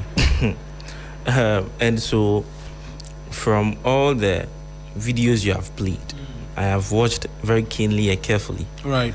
I do not seem, or I am at sea, or at a loss with what the thrust of the matter is over here. There is no issue over here. The only people who are trying to make an issue out of this matter, where there is in fact no issue to be made out of, is the NPP. And we are not going to cower to them. And I would want to reiterate the position of the president that matters of LGBTI are not the most important to the Ghanaian people. And that is the facts of the matter.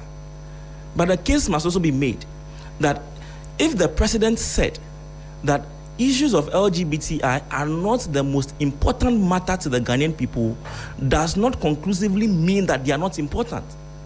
This is purely grammar and common sense. When we say that this is not the most important matter to me, it is not to say that this matter in and of itself is entirely not important. That point must be made.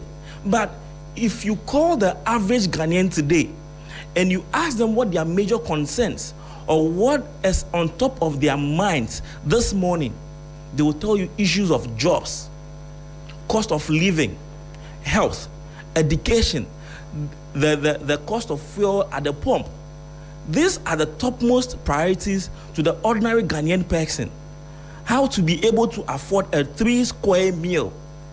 This is the most important issue that continually the ordinary Ghanaian person is confronted with.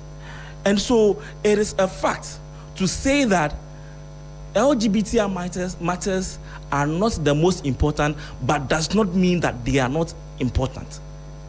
And the case must also be made that it is becoming increasingly annoying that the Westerners at all times would want us to have conversations about LGBTI when Africa and its people are confronted with germane issues. Our development partners must know that we seek development, how to better improve the living conditions of our citizens and of our people. And so if they have any help to render, then it must be in line and within the spheres of education, how to help us ameliorate cost of living, health, and all those matters that are the primary concerns of our collective people. Were all these not present? Let me ask the question. Were all these not present, these germane issues you speak of?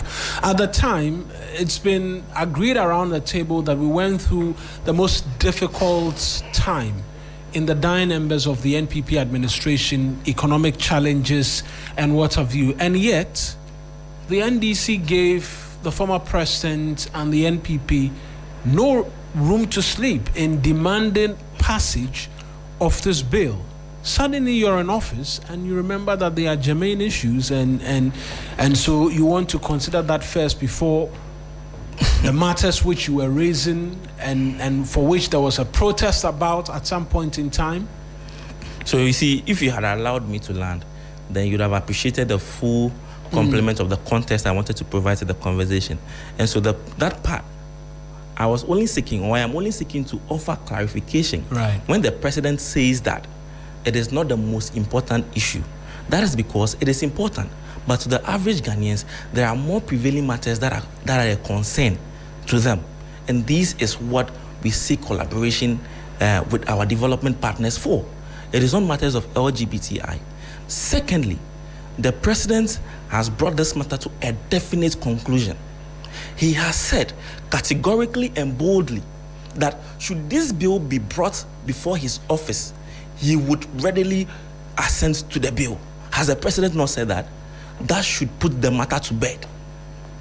The Speaker of Parliament has declared publicly that the president has assured him that if this bill is passed into law by Parliament, he would readily provide an assent.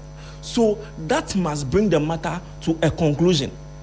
President Akufo-Addo, when he had the opportunity, could not even make a definite pronouncement on whether or not he would assent to such a bill. In fact, we saw what he did.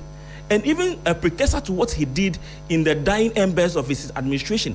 In 2017, when he had the opportunity to speak at Al Jazeera, he said that if there is action enough, demands enough, then LGBTI is bound to happen in Ghana. That is what President Akufo-Addo said. When the matters of listen. When the matters of LGBTI were raging, the bill was before Parliament. Finance Minister advised the president and the government at the time that should we pass such a law, we would be losing to the tunes of several millions of US dollars if Ghana should pass such an LGBTI bill. And so for them in government at the time, it was more about how we can get from these people and not passing the law not passing the bill into a law. If the NPP had assented to this law, they would not have been having this conversation at this point. And so what is the issue they want to introduce over here?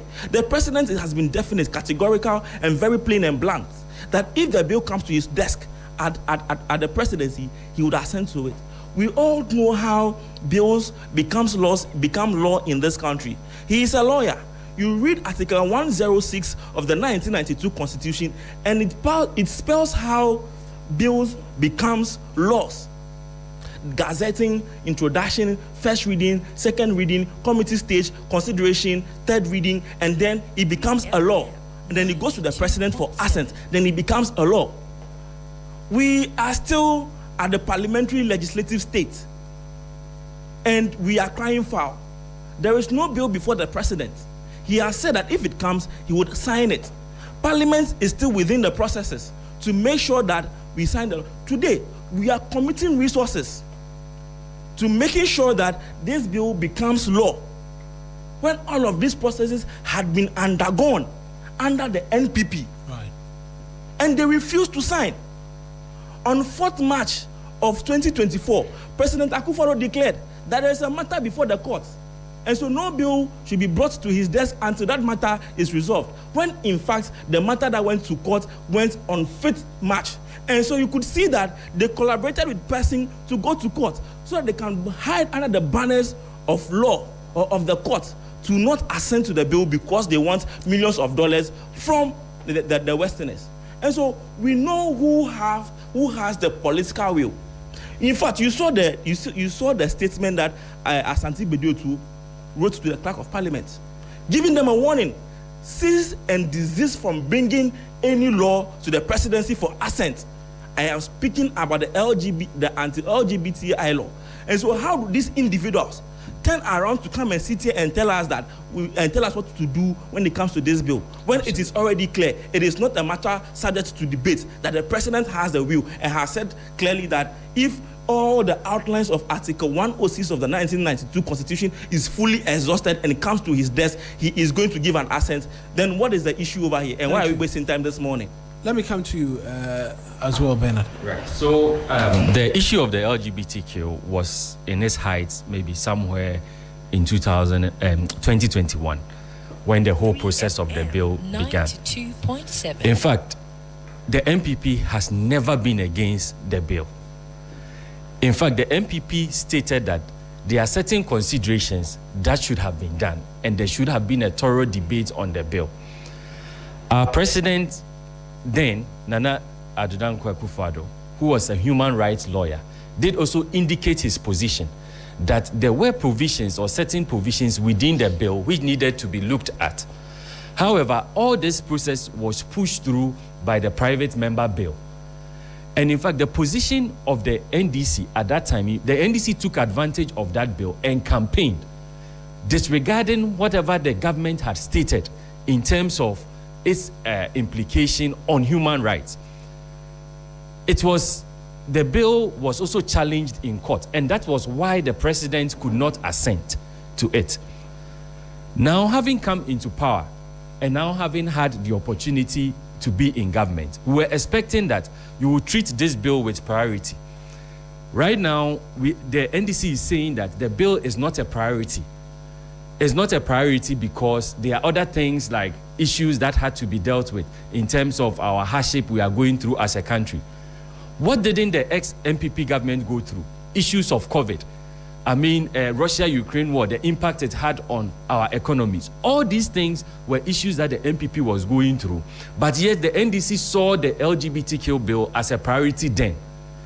Speaking at the Kaswa Traditional, forum, which was with stakeholders, which was organized, Abang Bagbin said that we should disregard what the NDC, some people in the NDC are saying that is not a priority because to them it is a priority. This is a statement which is made and is on record. So I don't understand the point in my brother saying that it is not a priority. In fact, the Speaker of Parliament has stated that it is a priority, and we are waiting to see. But you see, just before this bill was reintroduced, the President of the Republic stated that he would prefer that the bill is a government bill and not a private member bill. So already, things have been put in motion to try and delay the whole process of this bill. Thankfully, that bill has been laid before Parliament, and we are hoping that it should come to the period where there will be an assent by the President. But if we were able to pass the Gold Board bill within 90 days of us coming into power, and having based on LGBT to campaign, what prevents this bill from being passed, such that now it has to go through all this process because it's not being treated as a priority. And that is what we are saying. the tone of the president speaking in opposition and stating his position, and now his tone speaking whilst being the president of this country is totally different. And that is where we have a problem with that. If you use the same energy that when you were in opposition and you campaign using LGBTQ, then we expect that that bill should have been passed by now. You should treat it as the priority you accorded to it when you were in opposition, and not be in government and now change your tone and now trying to cite excuses. As of now I speak to you, there have been certain concerns which have been raised against the bill, and we know all those things are deliberate. Which concerns? Yes, some I think some of the concerns are that there are certain components which would affect human rights, and all those things must be looked at. It must be looked at based on law. Meanwhile, all these concerns existed. Are these not concerns that existed that they are realizing and they are agreeing with you on? Absolutely. These are concerns that the MPP had raised with the bill, but the opposition then never saw anything good with those things that they were raising. But suddenly they are in power and they can now see all these things against the bill. And so all these things are intended to slow down the passage process of the bill. And we can say emphatically that they are not treating the bill with the priority that it deserves. You said if you pass the bill, we wouldn't be having a conversation now. Had you and the NPP passed the bill? The bill was passed by Parliament. I mean, so yes, the bill was passed, but it was not assented because the matter was before the court. And once the matter is before the court, we have to pause for the court to determine those issues. And that did not happen before the expiration of the 9th Parliament of the 4th Republic. And so, the 8th Parliament of the 4th Republic. Yes, the 8th Parliament. And so, it falls on the 9th Parliament to enact it for presidential assent, and that is what we are waiting for them to do.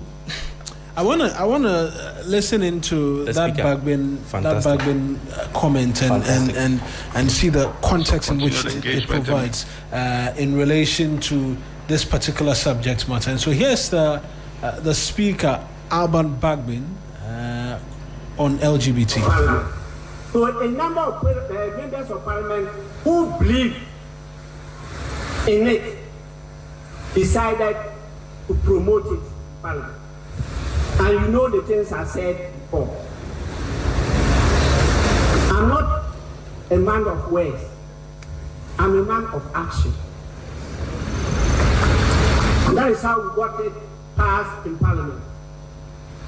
But for some reason, the president did not assent to it. That one is his own mangana. Not me. I'm sure one of the reasons why you punished him and his party is one of this one. So we started and we processed it.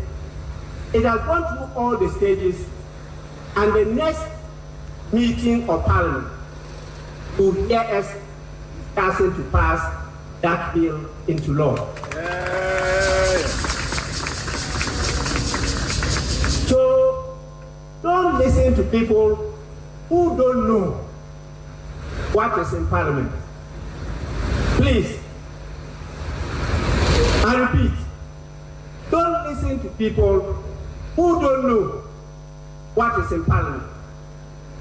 His Excellency the President assured me that when we pass the bill and come to him, he has stated it before, he was going to assent. So please, leave the rumor mongers. They can play that kind of calumny, bad politics.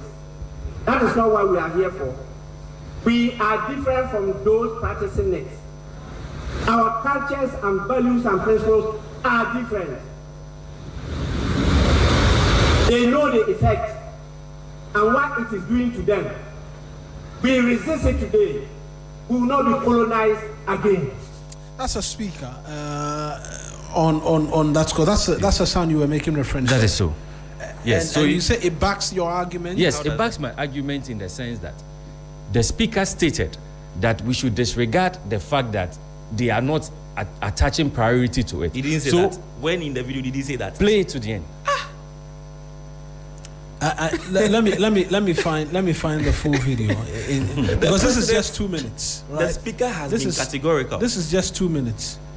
I need to find the full thing and see if it provides a bit. He says more that we should disregard people who are playing bad politics with it. That is what he has said. That's pretty much the entire thing. Exactly, that's the entire thing. So what did he say? The NDC says it is not a priority. It says that we should disregard people who are playing bad politics with it. And this is what the MPP is doing. The speaker has said that he has spoken to the President of the Republic of Ghana, His Excellency President John Dramani Mahama, and he has given him his word that should the bill be passed into law, he would gladly give his assent to the bill. This is what the President has said. What did President Akufo-Addo do? What did the MPP do? Are you looking for the... Yeah, I mean, I'm listening to you. Yes. as you make your submission. What did the NPP do? You see, we must set the issues into proper context. And the context is that President John Dramani Mahama, as executive head of state, says that LGBTI, speaking or addressing the Westerners, says that LGBTI matters are not the most important. As executive head of state, it does not necessarily mean that LGBTI matters are not important in its entirety. Now, the LGBTI matters are now within the domains and within the remits of the legislature. And so while it is within the domains and remits of the legislature, the executive must concern itself with the most germane issues confronting the ordinary Ghanaian person. When the ordinary Ghanaian person wakes up in the morning, he is thinking about how to afford a 3-square meal. When the ordinary Ghanaian person wakes up in the morning, he is thinking about the cost of transportation and the cost of fuel at the pump. When the Ghanaian person wakes up in the morning, the ordinary Ghanaian person is thinking about the cost of living. When the ordinary person wakes up in the morning, the ordinary person is thinking about what? Unemployment, job creation, health, education. And so is it the case that the executive arm of government must be tiptoeing and wait for the finalization of the bill within Parliament before it takes other further actions with the broader issues of the economy and the matters that are concerning the Ghanaian people? What kind of dishonesty and disingenuity is this? Like I've already pointed to you, Article 106 of the 1992 Constitution is very clear that it sets out or outlines the processes through which a bill must go for it to become law. Gazetting, introduction, first reading, second reading, committee stage, consideration stage, third reading, and then it is passed by Parliament before it comes to the presidency. Is it the case? Is the MPP and its minions and assigns and appendages wanting us, or do they want us to believe that the argument they are making is that the executive arm of government must tiptoe, all things must come to a stop for all of these processes of Article 106 to be exhausted, the bill assented into law before the executive arm of government addresses issues of job creation, unemployment, cost of living, fuel prices at the pump? What kind of ludicrous argument are we making over here? What kind of ludicrous argument are we making and wasting our collective time as a people? Let's go on to matters that are of importance. The president has said it. The Speaker of Parliament has said it, that once the bill is passed into law, it will be assented to. Like I've questioned them, and you have also questioned him. When they had the opportunity, what do they do? If a level 100 constitutional law student knows that you cannot challenge the constitutional validity of a bill until it becomes law, who doesn't know this? And you cannot perverse into the terrain and the remits of Parliament. You cannot stop Parliament from functioning. You can't do that. You don't have that right to do that. But even when President Akufo-Addo, who is a legal luminary, who is a competent lawyer, he knows that and the outcome of the cases showed. The court declared that until the bill is passed into law, you cannot challenge the constitutional validity of such a piece or bill. You can't do that. Then he goes on to say that there are some human rights issues that the president were concerned over. In fact, you had majority in parliament. Why were those matters not refined before it was assented to? You were sat in parliament when the bill was passed into law. Your majority sat in parliament and the bill was passed into law. You were concerned about the monies you were going to get from your foreign donors. That is why you didn't want to sign the bill. If you had signed it, this matter will not be an issue today. Right. It is within parliament. When parliament is done, the president will assent. So they should stop wasting our time. Bernard. You see, the MPP has never been against the bill. In fact, the bill was passed during the time we were in government. Our position is clear on this matter. The reasons being cited that it is not a priority, jobs and other things, all these issues existed during the time the MPP was in power. All these issues existed. But it was the NDC that weaponized LGBTQ. And even if you listen to what Abang Bagman just said, the audio you played, he said it was because of that the MPP was punished by voters. And so they had weaponized it as a campaign message, right, that once they come into power, they were going to pass that. And that is why we are expecting that by that same means, that should be passed. Even this private member bill, which has been established, the NDC had not done in it because once the private member bill was brought back, the government said they would have preferred that it had come from the government. So if you were willing to pass this bill and to let it come from the government, why wait all this while since you had been voted into power? Meanwhile, there are certain bills that you had passed, and that shows your priority on where your interest is or what is most important to you. But from what you told Ghanaians when you were campaigning and how you weaponized LGBTQ against the MPP, then this bill should have been already passed by now. Bro, honestly, you weaponized it. You see, the truth of the matter is that... The truth of the matter is that it was weaponized at some point. There were protests which were undertaken, and the government said they would have preferred that came from them. It hasn't come from the government. And in the course of the entirety of last year and any part of this year, the minority has been raising concerns that why is the bill not being tabled before the House to be considered? It's a question that has been asked as well. You see, it is becoming increasingly insufferable listening to my brother over here. Because this deliberate obfuscation and politically convenient argument is becoming very difficult for me to listen to. And I am sure the discerning viewers and listeners who have joined in a conversation will draw similar conclusions or inferences, if I must say. But the point is very clear. Now, what you have just asked me, the NPP, they had 8 years in power. Is that not the case? Mm-hmm. They had solid 8 years in power. But it became a topical issue in the last 3 years. Hold on. The bill was passed by Parliament in 2024. The last year of exiting government, they had 8 years. You are saying that they became a topical issue for 3 years. Why did they not pass it in the first year? I've told you, the advisory from the finance ministry was that if they passed it, they were going to be losing millions of dollars from their foreign donors. Is that the same advisory you're working with? Hold on. They were going to lose several millions of dollars from their international donors, and so for this reason they would not pass it. So they hid under the cloak of a matter being at the court, the Supreme Court, for which reason they would not sign it. One would ask that even if indeed it was the case that the matter was before the court at the time they were declaring, or the president was declaring that the matter was before the court, was it not a similar situation we faced with e-levy when it was challenged at the court? It was still in the courts when the president assented his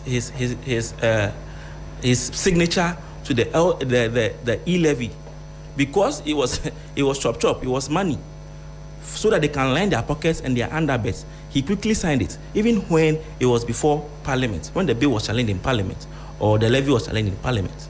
So you can see clearly that these people do not have the will to do what the Ghanaian people want them to do. Now, we have come. The matter is before Parliament. I have told you that the laws or the processes have been outlined in Article 106. The Speaker has said that in the next sitting of Parliament, it will be reaching its final stages.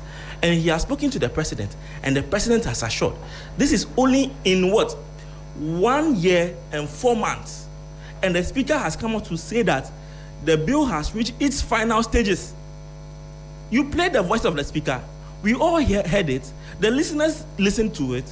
The speaker has said that in the next sitting, the bill has reached its final consideration stages, and the president is ready to assent his mandate, his signature to the bill. And so, where is the argument? Where is the needless, preposterous, and ludicrous assertion that the NDC is playing mind games with the people and that it is not a matter of priority to us? What we are doing is to set a clear distinction between the legislature and the executive arm of government. Where a matter is before the legislature, it does not mean that the executive arm of government must come to a halt. Issues must be addressed for and on behalf of the Ghanaian people. Issues about job, issues about education, issues about cost of living, issues about the cost of fuel prices. And this is what we are doing. And so if the processes has been fully exhausted by the legislature and it comes within the periphery, the domain and remit of the president as the executive authority of this republic, he stands ready to assent to this bill to become law. It is very clear. And so what they are advancing is a politically convenient argument to hoodwink the Ghanaian people. Right. And we all can see through the charade. These people who lack any moral authority today, all of a sudden have summoned some temerity to come and sit here to obfuscate matters. When you had the opportunity, ask him, what did they do? We all know, like I've already told you, at level 100, that point has been hold on, let me just buttress this point. He is a lawyer, a partner, you have said. A level 100 constitutional law student knows that you cannot challenge the constitutional validity of a bill until it becomes law. But that is what they did. But today, the lawyer that he is able to come and sit here and advance this argument because of his political party. It does not look well on him. That point has been well made. I'll give you the last word on this, Bernard. And then we get into fuel conversation because you've been mentioning that is priority. We'll talk about that priority shortly. Bernard, last word on this and what your expectations will be going forward. It says the next session of Parliament or when they reconvene, this becomes priority. Does that satisfy you in the NPP? You see, my brother has sat here and professed knowledge of, the processes of Parliament in the passage of laws. Indeed, he has also stated that the ex-MPP government was looking at the financial implications and all that it was going to have on the government, which is valid because there is no bill which has no financial implication or there is no law which has no financial implication. And so the government then was right to look at all the implication that the passage of such a bill was going to have on this nation. But what we are saying is that you have weaponized LGBTQ. You have campaigned with LGBTQ when you were in opposition. And so we expect you to attach priority to it whilst you are in government. Right now, we have a private member bill, but the executive has stated that they want it as, they would have preferred it as a governmental bill or a bill coming from the government. Where is going to be the executive strength in pushing that bill through? Where is the executive going to support that private member bill? Because by saying that you prefer that it should be a governmental bill, you have decided that the executive is not going to be fully involved. It has to be the private member bill that will go through. So we are saying that all these excuses which are being made or all these statements which are being made are further meant to derail or defeat the whole purpose. And so I would not be surprised that the passage of this bill is going to be dragged. But if they are saying by the next sitting of Parliament, this passage, there's going to be a passage, we wait to see that. And we are also here to comment on it. Absolutely. We will be here to follow the process as well. You're still live here on 3FM Sunrise. 80 minutes to the top of the hour. We get into fuel right now. The big conversation on 3FM Sunrise.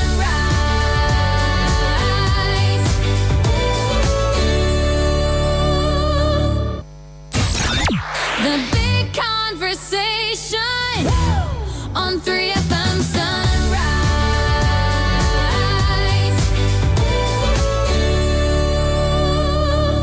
A number of you have been sharing your thoughts with us as well this morning. I will get into all of it for you pretty shortly as well. But let's talk fuel because priority. Raymond says that is priority and that is what government should be focusing on. Some of the taxes are to be removed from the price build-up. Is there a sense as to what taxes is expected now? We know when the Minister for Government Communications announced this, there weren't any specific mentions. The second pricing window is on Thursday. Today is Monday. What do we know? Yes, and so thank you very much. And so Ghanaians are well versed when it comes especially to conversations about the fuel prices in light of the fact that the US, Israel, Iran war is still raging. It is unfortunate that the peace talks that were held, convened in the Pakistan, to see how best to bring this war to an end. Those peace talks have fallen on rocks. And so we are still uncertain about when this war will come to an end. But we are praying. But as a proactive government, urgent cabinet meeting had been held. And decision was taken that some taxes and margins that is imposed on the composition of fuel prices be suspended for a period of time, so that it brings some cushion to the Ghanaian people. That is a sign of a proactive government. That is a sign of a government that thinks fundamentally about the interest and common good of the ordinary Ghanaian person. You have asked if we know what taxes exactly or margins would be repealed, not exactly repealed, but suspended within the period. The indication is that the Minister in charge of energy would, between today, tomorrow, or Wednesday, come out with a press statement or address the press and the generality of the Ghanaian people to announce the margins and the taxes that are going to be suspended, so that we continue to ameliorate the plight of the ordinary Ghanaian people, make sure that we soften the hardship that this war is imposing worldwide. And so that is the indication from government as of yet. That's the indication from government. We're mindful as well as to what revenue loopholes possibly this creates. And this morning we've been having conversations and working the math. 500 million cedis, if that one cedi levy alone goes, that could create problems, will it not? Yeah, well, it creates problems. But a point must also be made that when there were windfalls, we made sure to save, or we made sure that we saved some resources, so that when the headwinds come, as they are coming now, we can, cushion the people. And so it is not always about introducing taxes to serve purposes, but it is also about making sure that you have reserves, that when push comes to shove, when there are headwinds, when there are hardships and conditions are torrid, you have buffers to be able to absorb the shock and cushion your people. And so even though that indeed is a fact that it is going to create some 500 million shortfalls if we were to take just the fuel levy away, it is in the right direction to make sure that we cushion the people. Because when things are well, they're the same people who pay the taxes. They're the same people who bear or bore the responsibility of paying taxes, so that government is able to run, so that government is able to implement its policies for and on behalf of the ordinary taxpayer. And so within the period, I don't think that it is too much of an issue that we are going to be experiencing some shortfalls of 500 million Ghana cedis if we take just the fuel levy out of the price composition. It is good so that we are able to cushion the Ghanaian people. Bernard. Right. So we in the MPP say that, the decision to reduce some components of the fuel price build-up is a step in the right direction. In fact, it is a similar thing we would have done if we were in power. And the reason is that the fuel build-up is made up of three main components, which is the ex-refinery price. It's also made up of the levy and taxes, and then as well as the margins. We have about 8 levies and taxes which are placed on which are part of the fuel price build-up, and about 5 margins which are part of it. Now, when the Minister of Finance came to Parliament, we export crude. Crude was pegged at $76 per barrel. Now, currently, crude is selling beyond $76 per barrel. It's, in fact, it's above $100. And so there has been a margin that we are also gaining from the rise in the prices as a country. As at now we are speaking, the whole of March, we have made about 8 billion Ghana cedis from it. Comparing that to whatever levies that we take off, that 500,000 gap you are speaking about, I mean, the government is still making enough to be able to cushion the Ghanaians in that, the ordinary Ghanaian in that aspect. But some of the levies, there is the special petroleum levy, which is about 1 Ghana cedis, which has been placed on it. That levy can be taken away, as well as maybe the oil marketing, the marketing levy, that can also be taken away. But things like bust margin cannot be taken away because of the impact that it has. Because the bust margin, currently bust is undergoing a lot of expansions and all those things. So it will not be prudent to touch those kind of margins. But the 1 cedi that is placed for the special tax and all those things can be dealt away with, at least to relieve the Ghanaian. And we have always wondered why, I mean, in terms of such shortfalls, that should not be the decision which should be taken by the government. And so we are in tune with that. The government should at least go even beyond and reduce it further. Beyond, I mean, just that 1 cedi, they should reduce it further for the ordinary Ghanaian to benefit, because they are also benefiting in terms of the price hikes in the crude. Right, gentlemen, just final words on this subject matter. By what percentage would you expect the prices to go down? So he says that he has always wondered why we have not already taken an action to suspend some levies and margins on the pricing of fuel. I have a very simple question for him, a very friendly question. That when the prices of fuel skyrocketed under the administration, did he not wonder? And why did they not suspend some levies? We know that in some parts during the administration, when you look at a liter of petrol went to 17 cedis, a liter of diesel went to 23 cedis. Why did they not at the time suspend some margins and some fuel levies so that the prices would come down? As of yet, it would be conjecture or speculation to say exactly what taxes or what levies or what margins would be suspended.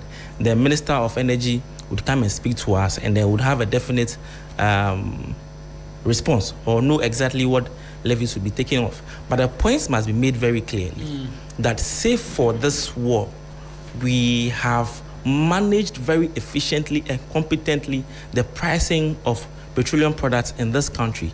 In January, when we came to office, when we took over the reins of affairs of this country, the prices of petrol at the pump was around 15 cedis. We brought it down to about 10 cedis for a period of about 13 months. And so I am urging the Ghanaian people to bear with us. Right. That the factors that we can control as a government, we have done well to control. A major factor is the exchange rate. Indeed, the cedi appreciated against the dollar by over 40%. We brought it down from last year. Yes, we brought it down from 14 cedis down to 10 cedis.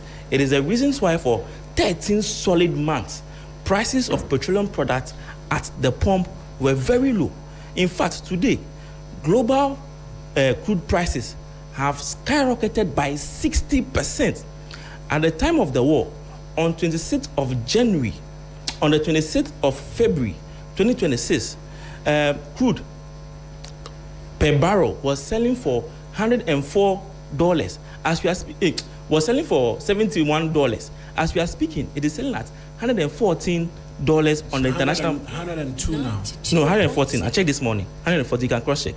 It is selling for $114. On trading economics right now. So no, but at the time I checked, because the peace talks fell, there was a skyrocketing. It skyrocketed from 102 to 114. That's fair. I checked. Concluding remarks. And so the generality of the Ghanaian populace should bear with us.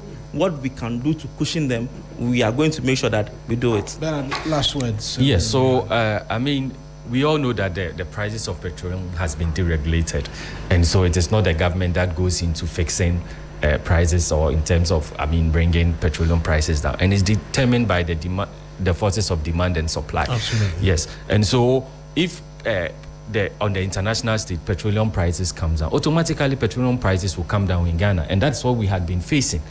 It is now that the government is beginning to take a step because of the rise. And even in the rise, the margin that the government will be losing by taking some of the levy off is far less than what the government will be gaining from the increment in terms of our crude. And so it is prudent that the government reduces it and even reduces it further. Right then, I appreciate you both joining us. Unfortunately, Austin Bracco Powers could not. Bernard Kwesi Adokwafo Esquire is the last individual hearing speak. So is Raymond Tamaklo, is a member of the government communications team, speaking to us this morning on a number of matters. We're going to get into birthdays right now.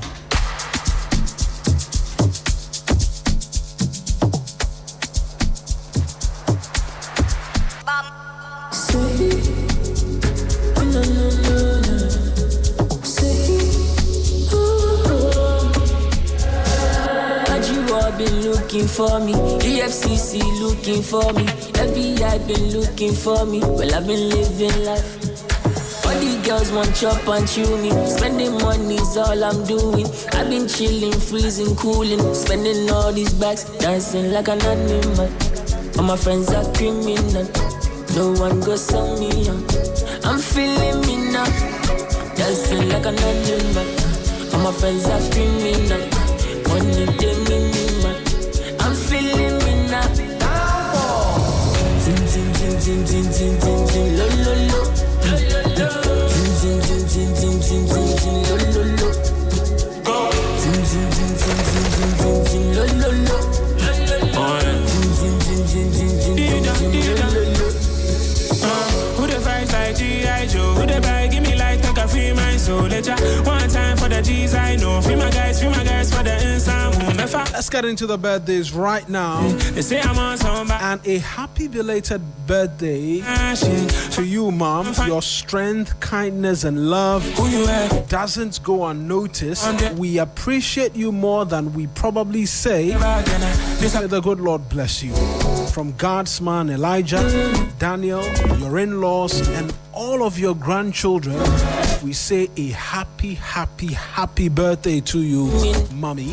No one goes so. And a happy birthday to you as well from me. Dancing like an animal. Enjoy this day to the fullest. I'm feeling. Also, a happy birthday to Abdul Razak Swale, former president of the Teacher Trainees Association of Ghana and a youth activist as well. May this year bring you peace, growth, and everything your heart deserves.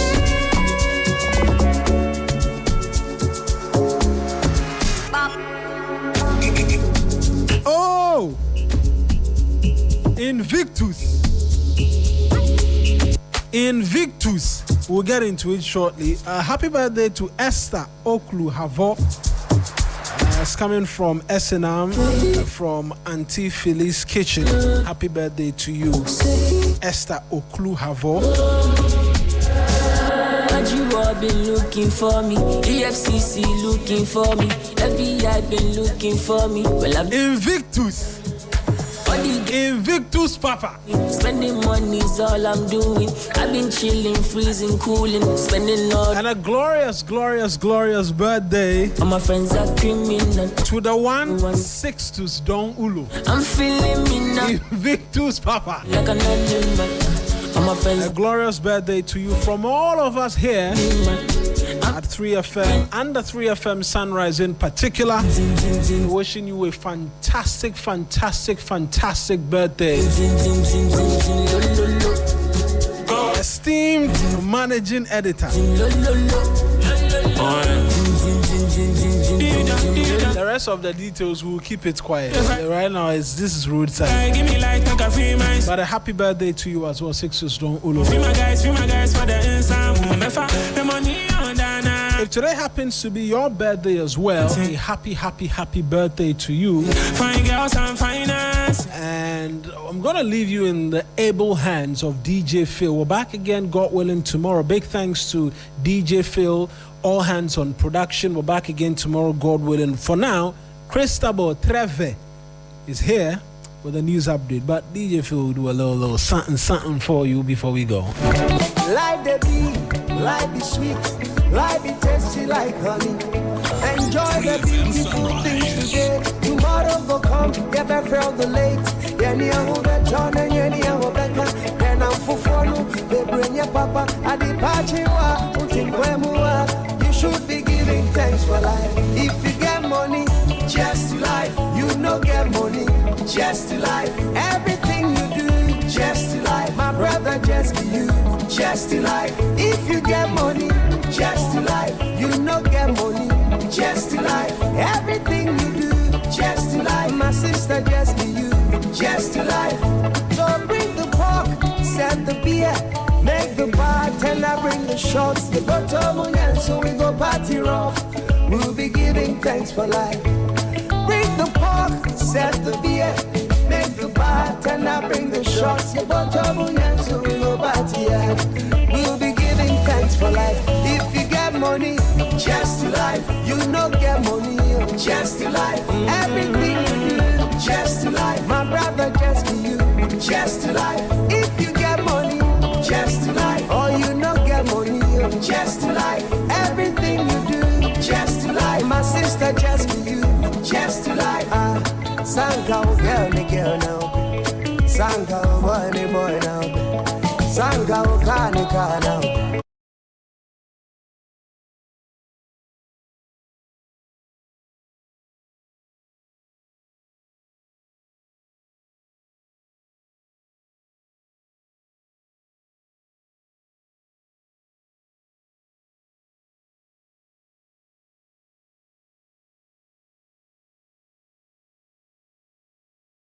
Good morning. Welcome to the News Update at 10. I am Christabel Success Treve. Now, petroleum consumers are being urged to lower their expectations as fuel prices may only see a marginal decline. The Ministry of Energy and Finance are to announce suspension of some tax handles this week as the new pricing window takes off on Thursday.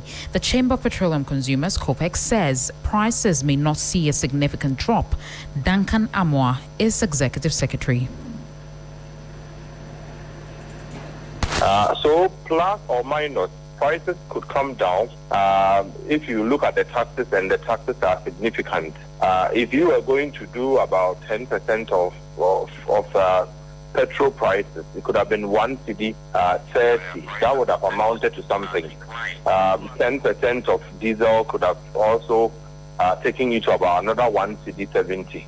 If you input the taxes that the two ministries concerned are likely to reduce, maybe prices could stabilize or decline marginally, but it wouldn't be that much if international benchmarks remain at the levels at which they are today. Duncan Amoah is Executive Secretary for COPEC. Meanwhile, General Secretary of the Ghana Private Road Transport Union, GPRTU, Godfred Abuburi, said the union awaits the announced margin on Thursday. You and I know that decision to see that it will hold on until the next pricing window. When it gets to the pricing window, it has to be a procedure through Parliament before those taxes can be removed. And I said, supposing it gets to that time and then the fuel margin, the fuel issues from the current situation we are facing from the US and then the Iran war, it comes down sharply, and then the crude oil price also comes down. I don't know whether you will still believe that the government will still remove those taxes off.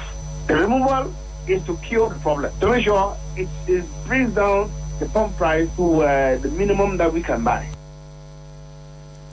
Just before we go, illegal mining activities has surged along the Black Volta, resulting in massive pollution of the river. Municipal Chief Executive of the Kintampo North Assembly, Isaac Donko, says efforts are underway to deploy the Blue Water Guards as a lasting solution to the development. To confirm to you, yes, Galamsey activities from unscrupulous persons, predominantly from the Savannah region, who enters through the Bamboy side of the river, invaded the Black Volta to do illegal mining. somewhere this particular year, we had an information that they have resurfaced again. We didn't sit, we took the initiative and had to go to the Black Volta and to chase these people away. Unfortunately, when we got there, this second time of